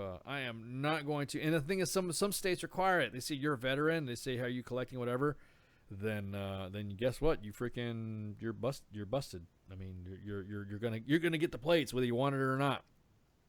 Some of it, like I said, some people see it as a badge of notoriety and self-importance or whatever, and you've earned it, and that's your feelings towards it. Like I said, I have known guys and I've seen guys with handicap plates that park, and then people fuck with them because they see them walking into a place. You know what I mean? Like, what if the guy's got cancer or something like that? What if that guy's got some sort of something that's debilitating that he can only walk a certain little bit? What if he's fucking Rambo? Yeah, fucking people haven't seen that movie in a while, huh? I'm not, again, I don't know what's going to happen, because I'm up there in years. I'm more like, I'm not going to be in the Army forever, contrary to popular belief. And I know when it's my civilian time, it's going to be, that plate's going to go on wherever state I'm going to be at, and it's going to say, it's going to be a normal plate. I'll probably get the handicap hanger. It's worth getting the plate if you fucking qualify, because you have to have a permanent disability with like a certain rating or whatever. But the thing is you can put it on your car and you don't have to pay the fucking, because with when you renew your tags, you got to pay the fucking tax on your fucking vehicle every year. Yeah. Like, it's free if you have those disabled plates. Really? Yeah, it could be like up to $500 fucking saved, man, every year. Really? I didn't know. Oh crap. Well, then I guess I'm getting the tags. Yeah, it's not just a vanity plate. Yes. Hey, D-Max, thank you very much for future retirement stuff. I appreciate it. I appreciate it. Thank you. Yeah. So yeah, you know, think about that. Yeah. Yeah, exactly. Yeah, think about that. Some people get wrapped around the axle. Some people really think that vets should not be getting those type of plates. But you're right. I mean, I'm pretty sure I'm going to get rated pretty fucked up. There's going to be like what percentage and all that, and it's going to say ice pretty fucked up. Because I'm going to look like freaking Logan on the X-Men when he was all freaking, when he had this thing, his bones were all broken and shit in that X-ray. That's what I fucking look like, all broken the fuck up. So they're not going to, more likely they're going to say, hey, you're out. You're going to be done. You need to get out. You're right. I didn't think, I totally didn't think about that, Doc. I mean, well, come on. Would somebody say, well, if you served in your country and you served in the military, would you take free plates? Would you take free? I mean, come on. Who wouldn't? It's not even about, it's like if you get legitimately fucked up, it's like you get a certain rating at a certain percentage, and it's permanent. It has to be a permanent rating. It can't be like a fucking, some shit that's even the shit that is potentially permanent that requires reevaluation after like 5 or 10 years or something like that. It doesn't qualify you. No, I understand. Like only if you've been permanently handicapped, then you're eligible for it. Well, I mean, that's what I'm saying. There's some people that actually feel like they don't need to get it, or you get those people that get guiltified into not getting it because if you fucking need it, you fucking need it. Yeah, I mean, and also, it's not in every state. I know that, like, I believe in Texas that they don't have two separate DV plates. Like, one DV plate lets you park in handicap spaces, but I know in Colorado there's two different plates. One of them's got says DV, and the other one's got the little dude taking a shit in a fucking wheelbarrow. And that's the one that's like handicapped, that you can park in handicap spaces. And so they make a distinction there. So even if you have 100% disability rating, and if you're able to walk, you won't get the handicap invalid one. But that's state dependent. Well, I mean, does it matter? I mean, to have. Does it matter? I mean, like you said, I guess it's state dependent. If you can't fucking walk, if you have a wheelchair, then yeah, I think it does matter. But again, it's still their fucking call. If they don't want to do it in Colorado, I know they don't have to fucking get that plate. That's something that you have to. That's not like just given to you. It's something that you have to actually go through a fairly painful process at the DMV to receive that. Yeah, I guess I'm gonna have to get some assistance in that when I get close to the to that point. More than likely, I'll probably have. Well, I mean, you guys are gonna be helping me out, so that's gonna be awesome. But you should do that. I should do that. I should video and I should Facebook Live, or I should chronicle my my retirement stuff. You know what I mean? Might be good. There might be good therapy. Yeah, well, no, it might be good for guys and gals that are talking about getting out. You know what I mean? It could be a good thing for freaking. That actually would be a good idea. I think I should do that. Just record, just walk around where the installation that I'm at, and this is what I'm going through, and they can just talk about blah blah blah blah blah and all that. They just tell me, hey, just call me Ice throughout this whole thing, and then do fucking chronicle it, and then Pam, and then that's it. That's it. Oh wow, okay. Then just think about that. That'd be pretty cool. But just be careful about like the legal aspects of that shit. Yeah, I think about that too, because there's some there's some places that don't like being filmed, or don't like to have cameras in areas. Well, some of the facilities that I work, I can't even walk into a building with a camera and record, because then it would be a really quick retirement. It's okay, I'm a limo driver. Exactly. Oh man. Yeah, I was just thinking about that. No, it would be a good idea to see some of that shit and all that. But yeah, some of the states that I've researched for retirement, and you guys, nobody will. I mean, of course, I will still be roaming between the three locations of the Pentagon, Area 51, and the Alamo. But you might see me stop at one area, or you might, whatever. Because there's some places that I've never seen that I can't wait to see. That are, that are in this fucking country. I've been all over the world. Except for fucking Paycom, because my family's not been too good in the Paycom region. World War II, Vietnam, yeah. There's a little bit of an aversion to that region, so I just don't go. But everywhere else, Arab, Africans, Africa, Europe, name it, everywhere in those regions, I've been there. I love it. I guess you could say I haven't been all the way in world. Dude, did you see that meme? Did I send you the meme that's like, what separates humans from animals? Yes, that was awesome, and it was the fucking Mediterranean. The Mediterranean, exactly. But no, it's just one of those things to where that I have not seen anything here in the States. I've been only where I have been stationed is where I have been to, if that makes any sense. And of course, you go to the neighboring state that is not going to suck, that is currently, that's next to the state you're sucking in. So well, when I was stationed in Texas, I was home pretty much, so I loved it. Alabama, yeah, yeah, I went to Florida to fucking hang out because I didn't like Alabama. It's not because I don't think that the people of Alabama are great people or whatever. It's just not my state.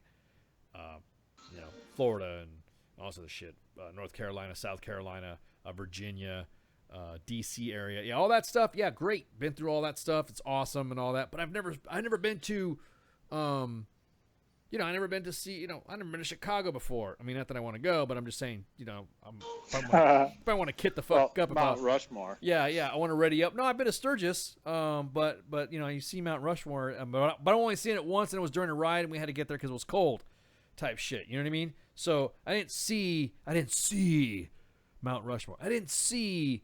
I want to see shit. So that's the thing. I'm going to explore my country. So when I went to Warhorse, dude, it was awesome. Oh, great people, loved it.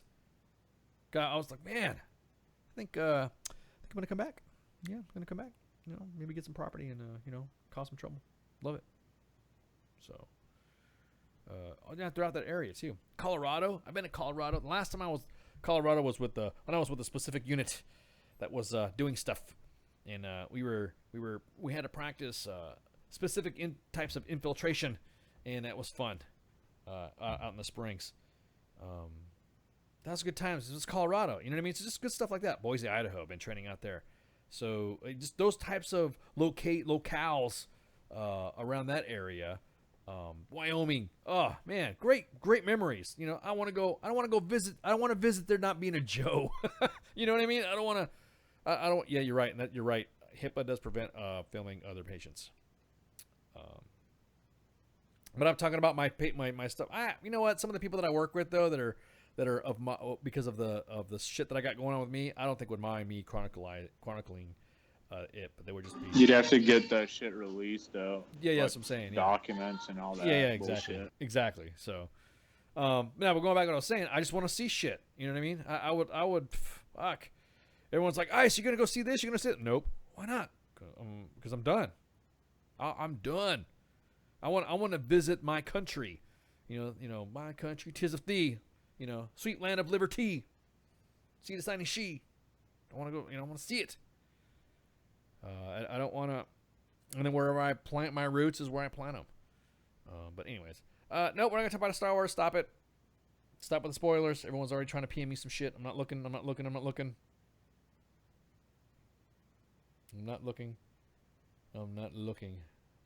Everyone's telling me it was great. It was awesome. It was this. It was you'll love it. Blah, blah, blah. Don't ruin it.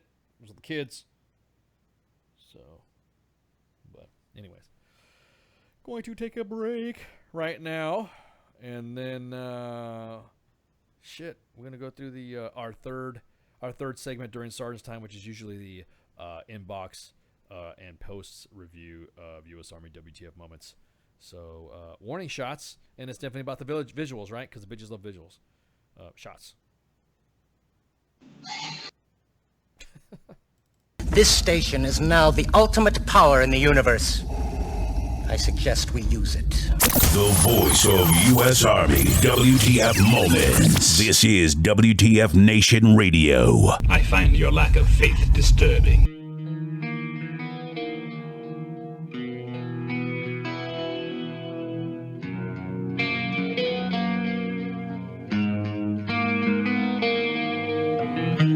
Hungry for another taste. You stumble around the time you waste, and your table's overturned. Sooner or later you crash, then you burn. I think I wanna die tomorrow. And are you gonna be with me?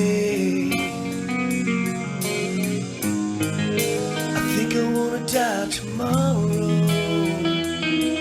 'cause I'm out of time and I'm out of my mind. The simple ways come and gone.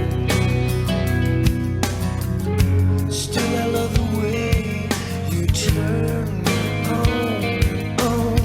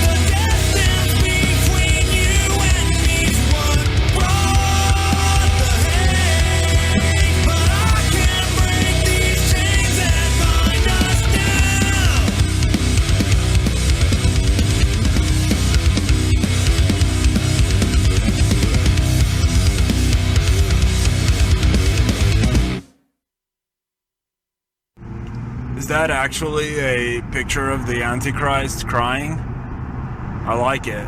It's tasty. WTF Nation Radio. WTF Nation Radio. Good evening, boys and girls. This is Tim Kennedy. I'm a Special Forces sniper, a Ranger qualified Green Beret, a UFC fighter. Please listen to us and the shenanigans that we're going to say. We will insult you. There will be racial slurs. We will be sexist. We will offend you. But there will be magic, and a unicorn will be raped. So enjoy the show. Thank you for listening on WTF Nation Radio. And we're back. Back for the break. Now we're going to go over our favorite portion of the show. And starting this time, we're going to be going through the inbox. So if you're listening right now and you send something to the inbox at US Army WTF Moments or WTF Nation Radio, you will more than likely probably get an answer from yours truly, because they always let me look at the inbox when I get to do this section. So it's awesome. I'm digging it. I will say that USAREC, you guys are freaking on point. Don't you guys ever give your troops a day off? There is a post there where the recruiter is asking, what's the holiday schedule going to be? And the battalion said, what is that? We don't support holiday schedules. 09 to 1730. The recruiter says, thanks, New England Recruiting Battalion. Damn, dude. Didn't we just have like a big freaking flurry of recruiting drama? Well, I don't get it. I don't understand. The whole thing of, what does the Mandalorian okay. Oh my God. So if you look at the first post that is on US Army WTF Moments, you'll notice that there's a saying that is, I'm just a cavalryman trying to make my way through the galaxy.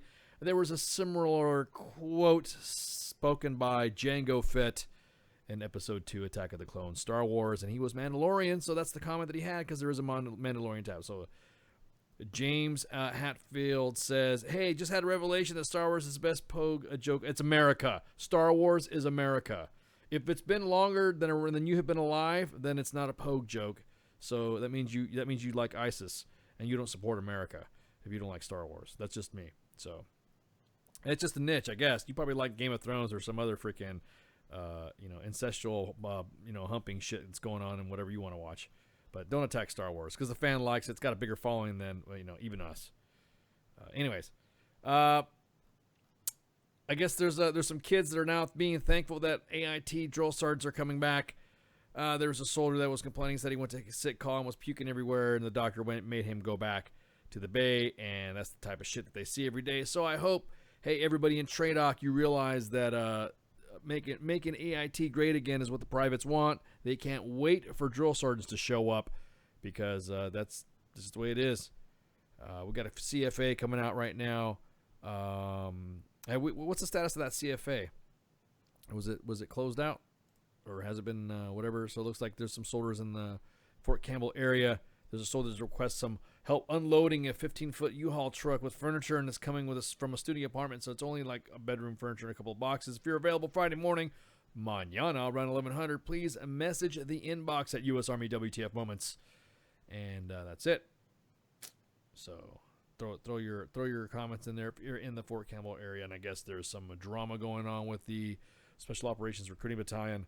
They have a little display that says, "Don't be a snowflake," and I guess it's "Don't be a snowflake." We got some tracked vehicles that I have try to one up the Navy. Sorry, man. The Army just can't. The Army cannot. Now, if the Navy, the only way the Navy would get one up would if the Navy were to use an aircraft carrier and do a dick wake in the water. That would be the only way to top that. But I'm sorry, just drawing a dick in the dirt. Dick pics are sent to the main page all the freaking time. Navy did fucking have some dude holding up a sign that said like "not communist" or some shit. Jab at the fucking jab at West Point, yeah. The Che fucking lover. Yeah, exactly. In West Point. Yeah, that's right. Totally. Yeah. How could you forget about that kid? And in case you guys don't know, it just sort of kind of breaking news. It broke about a couple hours ago. The U.S. fighter jets headbutt a Russian jet in Syria. So a pair of Air Force stealth fighter jets, the F-22 Raptor, the most badass fucking jets in the world, intercepted 2 Russian attack jets in Syria in an area that's off limits to Russian jets. And after a long-standing mutual agreement, they said, "Hey, you get the fuck out of here, whatever." So what happened is they flew right next to the aircraft, launched some flares at them, and then like zoomed by their fucking like right across their front. So it'd be the equivalent of you driving down the road and somebody cutting you off from 5 lanes of traffic all the way across to take the exit. That's what they did. So basically, it's old people driving in Florida. The incident took place east of the Euphrates River. U.S. military officials raised concern about the incident due to the established hotline. There's a hotline between Russian and American forces. So if something happens that's bad, they can say in broken Russian language. Well, actually, Russians can speak pretty good English. To say, Miss Scusi. Excuse me. I'd like to know, your jets throw flare at us. What do we do? And then there's more likely put the most big Joe Bob fucking redneck on the other end saying, "Well, I tell you what, just don't do that again," or some shit like that. So Russian jets have been increasingly flowing in the restricted areas in eastern Syria, violating long-established agreements between the U.S.-led coalition. The Lockheed Martin. How come we always like describe what jet it is? How come we just can't say F-22 Raptor? You ever notice we don't say I fired my Colt M4? Do you do that? Or I driven my General Dynamics M1 Abrams, or my FMC Bradley fighting vehicle, or my Sikorsky UH-60 Blackhawk? How come we always got to throw the Lockheed? It's word count, man. Yeah. Oh, gotcha. That's what happens when you go to university and you're told to fucking write a 100-page essay or 100-word essay, whatever. You sit there fucking milking every fucking word, and that's the standard that you're raised with. You have to, in order to be considered to throw an opine or be a published journalist or something like that. Who the fuck wrote this story anyways? Hang on. Let's see. Oh, it's Fox News. Thank you, Fox News, for providing us this information. I didn't know we were hanging out with Fox News now. Or they take stories. It's like 2-part sensationalist header and 1 part fucking bullshit ass Wikipedia citation. Yeah, it's reciprocal. So I mean, well, they do take all of our stories anyways, just like the Army Times. So if anything else, all Fox News content and Army Times content, Military Times content is all U.S. Army WTF Moments content. So it's not a big deal. My whole point being is that why the hell did you have to put a fucking manufacturer in the name of an F-22 Raptor? The 5th generation single-seat twin-engine all-weather stealth tactical aircraft developed for the Air Force. Result of the... Sponsored by Bondo. Is sponsored by Bondo. Don't huff the paint of an F-22 Raptor. But the Russian Air Force has been seen supporting the Syrian government since sending dozens of fighter and attack jets near a base near the Mediterranean Sea in September 2015. On August 2016, two F-22s intercepted 2 Syrians Su-24 strike aircraft over Hasaka, Syria, following Syrian Air Force attacks on U.S.-backed Kurdish forces in and around the city. In June, a U.S. Navy Super Hornet shot down a Syrian fighter jet for the first time in 18 years that the U.S. military has downed an enemy aircraft in air-to-air combat. Now, come on, that was like a blindside. That was a cheap shot. Did the Syrian fighter jet like point guns or something like that to the F-18? You can't sit there and say it's the first time air-to-air combat. Well, no shit, dude. You sucker punched the guy. I mean, in fighter terms, I guess. Is that true? I mean, somebody sent me a video of some guy of a chain going through somebody's windshield, pulling a Jeep, and half of his face was ripped off. So I'm not gonna post that. But anyways, yeah. So that was a story with that. Let's see what else we got going on. But now, hang on, I'll get in the inbox in a minute. We got some funny guys in there that think they can speak Russian. 11-minute mile was a highlight of his athletic endeavors. There was an article of somebody in the Air Force who was talking about endeavoring into the 11-minute mile. 11-minute mile, dude. Damn. Another story is an Okinawa boy was injured after a window falls off a Marine helo. In Okinawa. Dude, Okinawa's been like, they just, U.S. service members just can't win in Okinawa.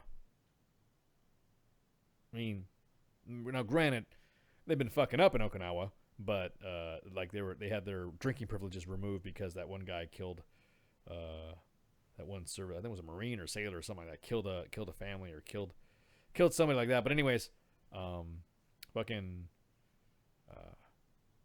They got their drinking privileges removed and all that shit. Well, this time, a boy in a school was injured when a metal window frame plummeted from a U.S. military helicopter known as the Super Stallion. See, how come they didn't throw a freaking in this article? How come they didn't throw in the make? How come they didn't throw in that it was a word count, man? Yeah, exactly. How come they didn't put in the fact that it was a Sikorsky CH-53 medium transport helicopter that window fell off of the fuselage on its port side and landed in the schoolyard, leaving the boy injured with minor arm injuries. I guess he tried to catch it or some shit. I don't know. 50 children are playing outside the school, which is next to the Marine Air Corps Station in Futinama. Can't even pronounce that word. The Marine said the window was an emergency exit on the aircraft. The second time an object has fallen onto a school. Man, they're bombing kids with parts, with aircraft parts. Marine aircraft are falling apart out of the sky. A Marine Corps Sikorsky CH-53 helicopter made an emergency landing on a farm and burned in October. Another helicopter belonging to the Futinama. Can't even say that word. Futinama.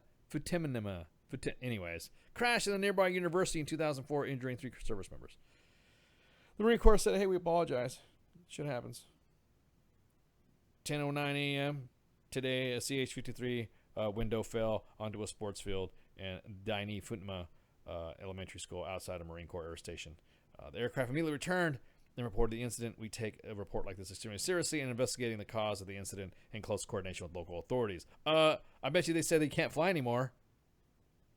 Updates will be provided as information was made available. For safety purposes and to preserve the site for an investigation, we ask that the community remain clear of the object's landing site. It is regrettable, and we apologize for any anxiety this has caused the community. The CH-53 is the largest helicopter in the U.S. military, but the Marine Corps has very few of them working because they fucking parts. They're lacking parts. So, it's on that one. What else we got? We get another call for assistance. We have there is somebody who has passed away. Glenn Shelton, a Marine, will be laid to rest on 16 December at 1300 hours local time. There's no known family for this individual to be attending a ceremony, so the location of the burial services is the Indiana Veterans Memorial Cemetery at 1415 Northgate Road, Madison, Indiana 47250. If you guys can go ahead and check it out. Anytime you guys, when we do a call for assistance or a call for attendance, please submit pics, submit the photos of the event, so that way, in the event any of the family members are trying to track something down, we can at least get photos sent to them, or we can also document how how we as the WTF Nation pulled together to support one another even in our passing, because nobody should be buried, nobody should be forgotten on that. So we got a couple slides posted up here. Go home, you were drunk, alcohol, prior prohibited. Spelling, please. Spelling is important. Why lifelong financial security is important. Yeah, so I guess everyone's diving into some of this shit out. So this other USAREC thing, maybe they don't want to be out 43 of the or $86 like our NCOs of the CENTCAL Battalion 6th Brigade currently are, and you know because it was canceled without a refund. Oh yes, we went there. 10-month and counting at the U.S. Army 6th Recruiting Brigade. I guess there's a commander that threw a text message out to everybody that was disappointed that approximately 30% of the formation is choosing not to eat at the moment. Commanders, please, I need your help, please. This is understand this, a purchasing a meal is optional, but this sends a clear message and potentially indication of lack of loyalty to the unit, lack of professionalism, and or level of their morale. If their reasoning is financial, this event has been on our calendar for at least 2 months, not the last minute, and although funding is pending approval by USAREC, it shouldn't be impacting any decision made at your or their level. Damn, dude. Damn. Usurek, man. Usurek. Man. So the thing was that it wasn't approved. And it was canceled after the funds were collected. And those NCOs have yet to be paid back. And, you know, go ahead. Throw money at that shit. The Joes are, of course, they're not going to show. Lack of loyalty. What the fuck are you talking about? Shit. Low morale. Yeah, low morale. Yeah. We're talking about recruiters. Recruiters. The lack of unit loyalty, 1776. Turning coat to serve with the British to give a high confidential intel, jeopardizing the revolution. Lack of loyalty, 2017. Choosing where to spend your money to eat. That's right. You won the internet. Good job. They're right. So Usurek, man, you guys need to... What the hell's going on? If you wish to respond, the floor is open. You can go ahead and call us 415-889-8367. I really don't get why is it that Usurek is having such a problem. I mean, damn. I hear and read. We see everything that's in the inbox. And holy shit. These poor recruiters, man, are getting dogged the fuck out. Dogged the fuck out. Have someone like Minx answer with her laugh.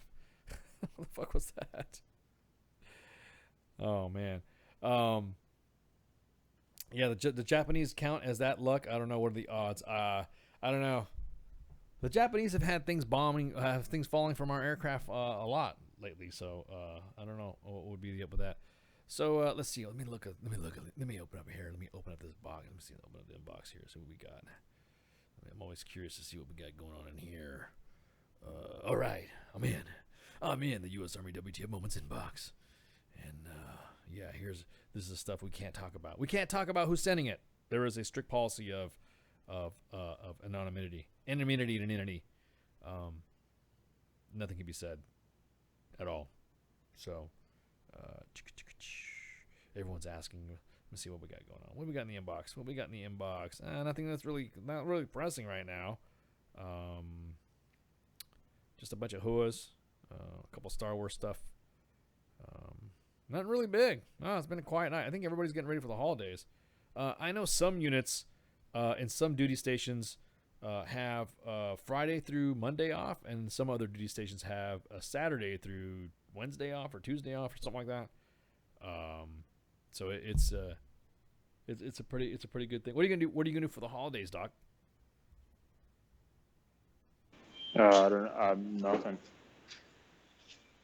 Does it not to pry, but are you a festive individual when it comes to Christmas or something like that? To me, it's more for the kids. No, I'm always fucking festive.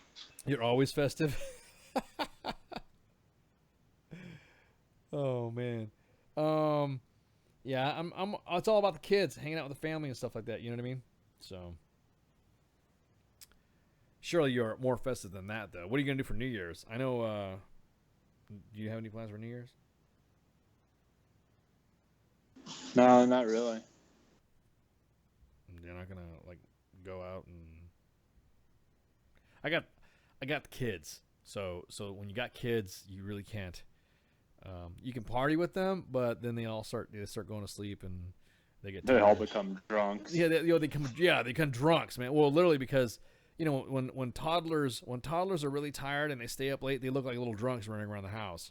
And so New Year's is going to be exciting as hell. I know Baby Ice likes to run around the house and hang out and goof off, and probably gonna like I said, we're gonna go see Star Wars, and that's gonna be the highlight of the week. And then the next week it's gonna be Star Wars again. They when the new Star Wars movie's out, I usually have to save a small fortune due to the fact that the kids want to see Star Wars for like subsequent weekends after the movie has been released, after they've seen it the first time, because then they start going into the analysis mode of it and start picking it apart. And start saying that this movie is, oh, hey, Dad, what about this? What do you think of that? Do you think this? Do you think that?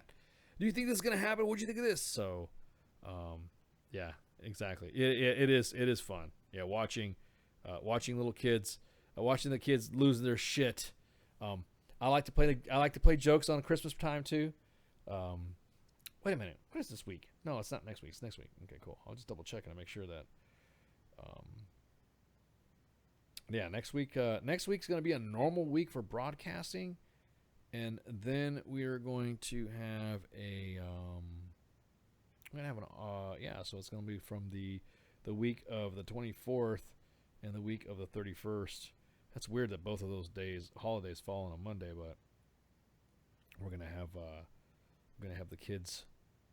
I love it, dude. Kids going ape shit, or you think or I like playing the joke of not giving them what they wanted, but giving them something that I think would be great, and I hype it up like it's the best rock ever.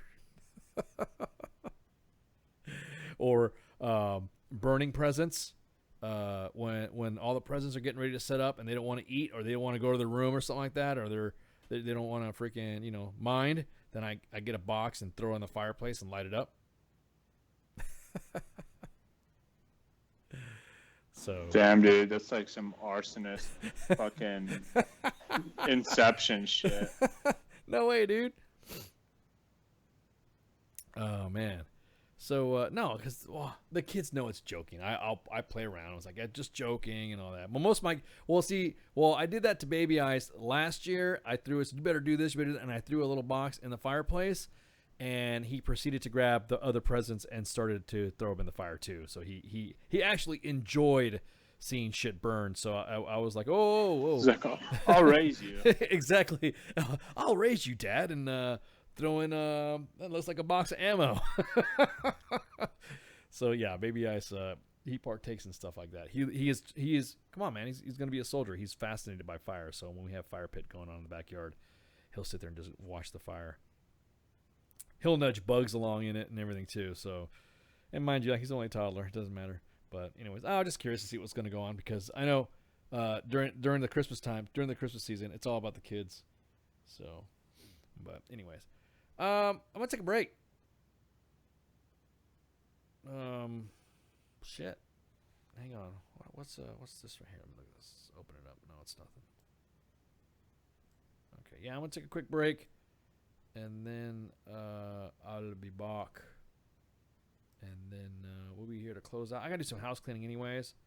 And so no, he's not Tracy. He's not a pyro. That fire is awesome. The fire got 30 minutes, right? Yeah, we got 30 minutes. So let me take a break right quick. I'm reason why I'm holding a really bad piss right now. So I gotta go take a leak. So that's why I gotta take a break. So I'll be back. So shots.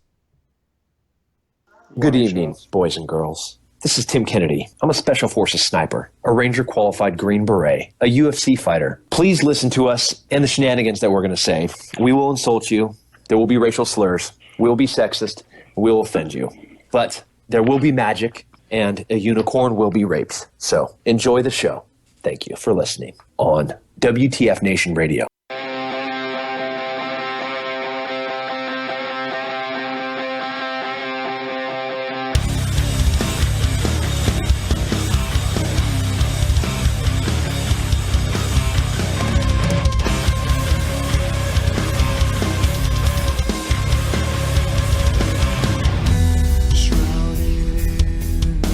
Sanctuary I provide.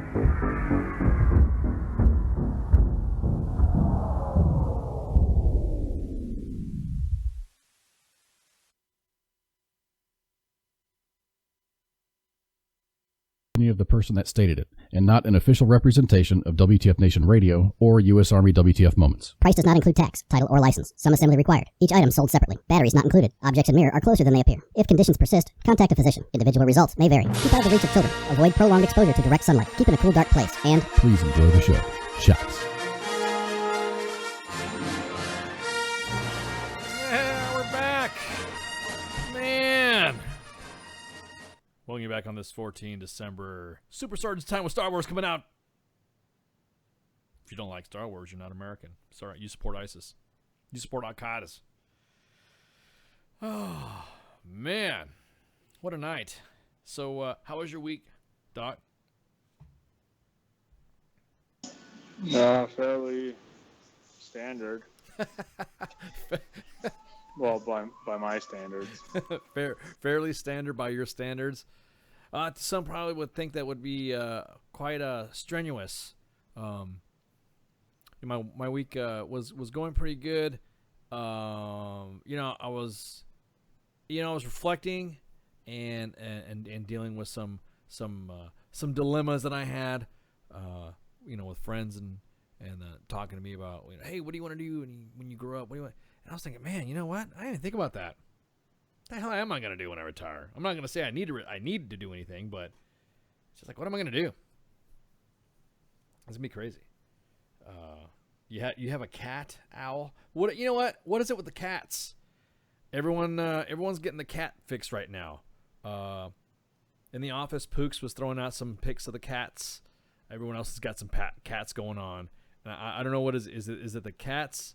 Is it the cats are just being really fucking nice this year because they know that something's gonna happen, or is it just now all of a sudden people are just admitting that they're cat people and not realizing that?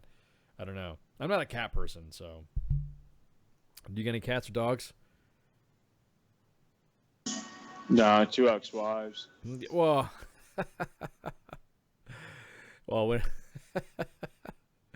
Well, hang on. So one of each. I was about to say a couple of my ex-wives were pets, but that's because they were into that. But no, I never understood cat.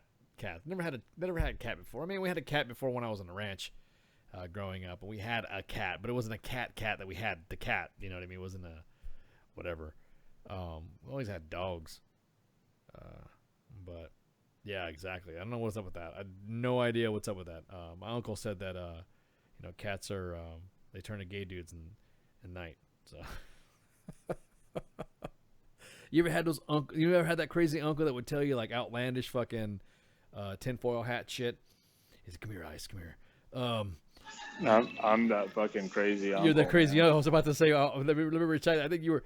So my uncle would sit down and we always, shoot the shit and all that. And you're growing up, you have members of your family that you respected, and you're like, wow, it's, I'm gonna go visit my uncle, and he's really cool and all that. You're like, wow, man, and he was, he was my uncle, Southern man, about, I don't know, to me, I thought he was 10 feet tall, and he was, you realize that when, you don't have no cats. Reason why we don't have a cat, we always have a dog. Because at night they turn into gay guys. I was really, I'm a little gullible, little Ice. Nice. No way, for real. Yes, right. We don't have cats around here because during the daytime you see cat. Don't pet them. Don't you pet them because when at night then you better. What's gay mean? Well, you'll find out. I'm just looking back, and I'm thinking, you know what? My uncle was giving me adult relevant information when I was a kid, just to like mess with me because I was gullible. You're a kid, you're gullible, really, because my uncle was awesome. Growing up, and my mom, I always asked my mom, hey, whatever happened? What's up with Uncle so and so, Uncle so and so, and all that. So, from my mom's side of the family, so he was really everything that had to do, just the way he walked, just the way he sauntered. He just, I don't know, just something about him that just had it was like, I knew if my dad wasn't there, then I know I had my uncle, and great guy. And he would always tell me these well, you're out in the woods, you got to be careful because, is that when the gay guys come out? No, this is totally different. You know what I mean? I'd get on that tangent, And he would freaking, oh my God, he'd tell me stories, and we'd talk about, hunting, we'd talk about fishing and all that. And yeah, exactly. Kaz says cats suck little pieces of your soul out when you sleep. See, it's those old wives' tales. That's what I'm telling you, man. You get on that stuff with cats. Pookie was showing us in the office today that he's developing, he's getting cats, which, I mean, whatever. I had to tell him to stop collecting cats. There's people that collect cats that go overboard with collecting cats. They hoard, and you start thinking about hoarders when you start watching, somebody getting a lot of animals. You're not paying attention. You ever get that one individual that really thinks they know all about animals but don't? But it's because they love animals. They think they're expert on these animals, but because they have 50 of them, they try to tell you how to have a pet. And I'm not the one that's, rolling around with all these animal carriers in my fucking living room, and my house doesn't smell like ammonia all the time. So I always tell people, hey man, be careful, stop collecting animals. So I'm looking out for you, Pooks. I don't want to see no cats when I go visit you, man. I want to kind of keep it on the, It always just starts with one cat, and then you end up being a fucking cat lady. It's like CrossFit and AIDS. That's what it's like. CrossFit. It's like P90X and CrossFit. Is that what you're saying, being a cat owner? No, it's like P90X and AIDS. Yeah, or CrossFit. Once you start it, like you're on this fucking road to AIDS. You know, Ice, when it's night, that cats turn into gay guys, right? I still remember that. Really, they do? Oh yeah, you gotta be careful. He had a heavy southern drawl. Fucking awesome, dude. Yeah, he was. Well, because you're a little, you're a little boy, and you're out there, and you respect your uncle, and he, when you respect someone, you believe everything they say is gospel. Did you know that women fall out of trees sometimes if they like you? No way. They sure do. Really? And Jews are candy. No way. Man, I wish my brothers had kids now. Oh, dude, I'm telling you. I can't really say that shit to my kid because... No, of course, but no, Uncle... He's going to say it in school, and it's different. Yeah. When it's your dad. My dad told me, as opposed to, my uncle told me. Yeah, man, my uncle, I was always looking for, every time they come visit from back east, and they come visit, I was like, who's coming? And, my mom would be, it's Uncle so-and-so and Aunt so-and-so. I'm like, yes! I was so excited to see him. He was just my uncle.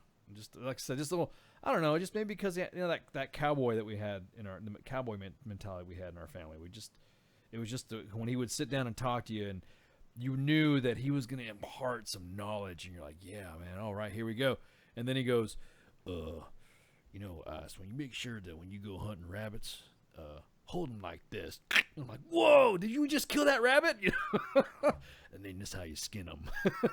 I loved it, man. I love adventures like that. I have family memories like that are awesome. Yeah, it was so awesome. Yeah, exactly, Cos. And grandfather, yep. Exactly that. Yep, man, I hear you, man. Yep. Yeah, it was great memories. He used to tell me, it was just this little stuff. I just couldn't believe that. And that's what, my brothers and family members, I want them to do that to Baby Ice. I want them to be cool. Well, you could do it too, Doc. How about that? When you meet Baby Ice, you could say that. You could say, hey, don't pet them cats. Yeah, exactly. Turn into gay guys at night. I could just see. You know what? Matter of fact, you better do that. You realize if you touch a cat, it turns into a gay guy at night. That's what I want you to tell Baby Ice when he's of age. I want you. Nice. I don't have to wait for my brothers to have kids. No way, dude. No, I have to worry about that. Yep. Oh, man. Now, I could just imagine. Well, I'm going to do some house cleaning right now. Shit. I forgot to... I didn't even pull the fucking sheets up right now. Hey, so, let's see. Again, our hearts go out to Flo Groberg and his family. Again, they couldn't make it tonight. And, again, it's unfortunate that they had to go through that. And, again, we wish them all the best and our condolences. On Saturday, we have Bill Harris, who's a volunteer firefighter who chased down the terrorists on Halloween. And he rented that truck from Home Depot and mowed everybody down. and this guy chased him down. So Bill is going to come on the show and talk with Jay Reddy about his experiences and how it's changed his life. We're going to have Dan from Tactical Reviews. He's going to be on to talk to us on Monday and talk about what they got going on and doing all things that are all tactical. I love tactical. Do you like tactical, Doc? It's all about the tactical, man. Sometimes, yeah. Sometimes. Yeah. So, depends, depends. Then we have on Thursday, next Sergeant's Town, we have Christopher Balti from Semper Canine. He's served at 6 overseas deployments as a canine handler. His mission, he's in charge of Semper Canine assistance dogs. And their mission is to enhance the quality of life for wounded, critically ill, and injured members of the U.S. Armed Forces and their families by providing them assistance dogs. Using rescued and donated dogs, they provide a service dog for psychiatric alert and mobility challenges, free of charge to wounded service members. There's a lot of questions I got to ask about that, too, because we were just talking about certifications and viability of what's the difference between a service dog and a therapy dog and all that. So I know there's some legislation. We discussed that. Friday, on the 22nd, is going to be Tex from Rugged Saints Outdoors. He's going to come on to talk about how Rugged Saints Outdoors promotes healing and wellness for disabled veterans by providing them a fantastic opportunity and special hunting and fishing trips. That's what I'm talking about. And then Tuesday on the 26th, again, because that's the day after Christmas, may or may not have a show on Christmas. You never know, but it's Christmas. And so if it don't happen, it's encouraged, but I mean, it's not mandatory. Brittany Kennard is going to come on. She's a veteran that was injured in Iraq, and we'll be on to talk about the show about the SD Gunner Fund and what they do for veterans and disabled children. The SD Gunner Fund was created to assist veterans and disabled children with financial expense of owning much-needed service animals. Service animals require a variety of necessary items to perform their service, and these items are going to include, not limited to, vests, custom harnesses, and other assistance items. So, always for peanut butter. The peanut butter, yeah. Hey guys, always check out when we post, when we do a show and we post, we'll tag our partners, the Veteran Support, Jim Cannon at the Veteran Support, and then we have Warhorse Veterans. They've been real supportive. Warhorse Veterans been real supportive to us and one of our partners, and the Jim Cannon. He is the host of the Veterans Report. Has his own website, veteransreport.com. And I discuss all veterans issues, and is a key resource to anything that has to do with specific VA news. He also, every other week, comes on WTF Nation Radio's Facebook page and jumps on there, broadcasts on Facebook and Facebook Live, so he'll be on there. Last week, he came on the show. He decided to throw his stuff on there. He's got a new web design on there, so if you check it out, you'll see the new layout. It actually looks pretty good, pretty sweet. So he'll be on his show next week on here. Sometimes you might get a double back-to-back weekends, but every other weekend is the scheduled time. Warhorse for Veterans, come on, you don't know who they are. We all know who they are. Hi Pat, hi Andy, hey Patrick, Corey, Eric, Gary, how y'all doing?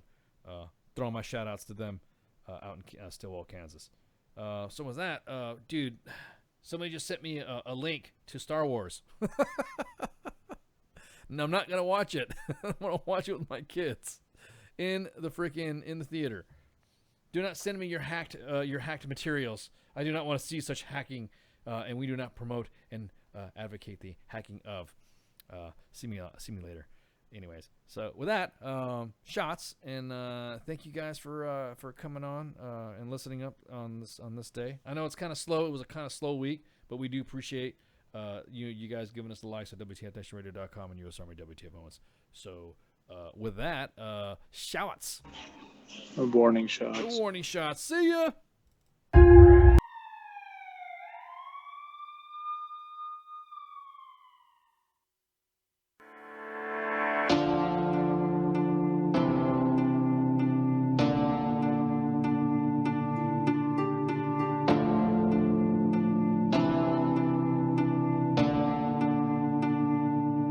Said you'd never ever break down, but here I am sweeping pieces off of the ground. You said you'd never ever play true crowds, but I've seen you hoping play songs to them now. I've spent all night long, scared of tomorrow, broke my alarm. Everything's almost lost, pick it up slow, before it's gone. Fragile. We're shining now. I never thought I'd be so fragile. You're not alone. It didn't break before it's about to. We've been here before. I don't ever want to change. I'm fragile. I don't ever.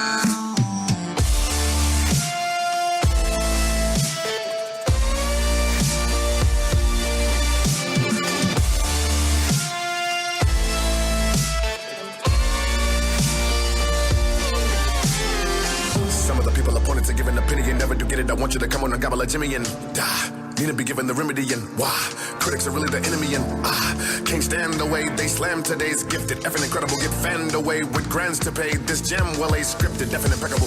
Right around, I'm gonna put everything in a flow. I'm the nine, I'ma look very mean when I fold. Scribe a line, but he has never been at a show. By the time it'll be better living in the stove. Cause they wrote another my lies, quotes stuck in my eyes. Amateur writer dissing. He's a beginner in hopes for your demise. Folks, I'm a despise, never do try to listen. It's real, I'm mad. Clueless when you scribble on your pad. How you gonna criticize with a chisel on your ass, sizzle in your ass? You don't really get why I'm so pissed. Understand this. Understand this. I'm an artist and I'm sensitive about my shit. Yes, I'm.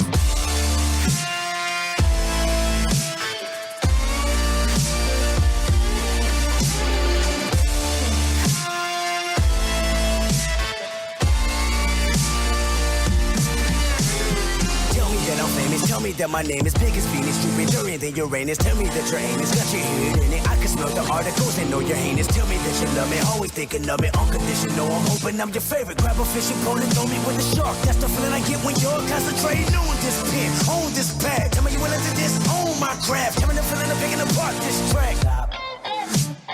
Putting my heart and my soul in these lines, telling me better me gold all the time. Looking to bury a deep hole for mine. This is more than you and this is more than you and your entire building. Slender and abusing what I call a real is coming from a student. Told myself to use a poem as a Uzi. Empty magazine, I seen a magazine. You see my trigger finger, then I started shooting. That was nicotine, I'm about to smoke them all. A journalist and fall, you should've known my music. We're shouting now. I never thought I'd be so fragile. You're not alone. It didn't break before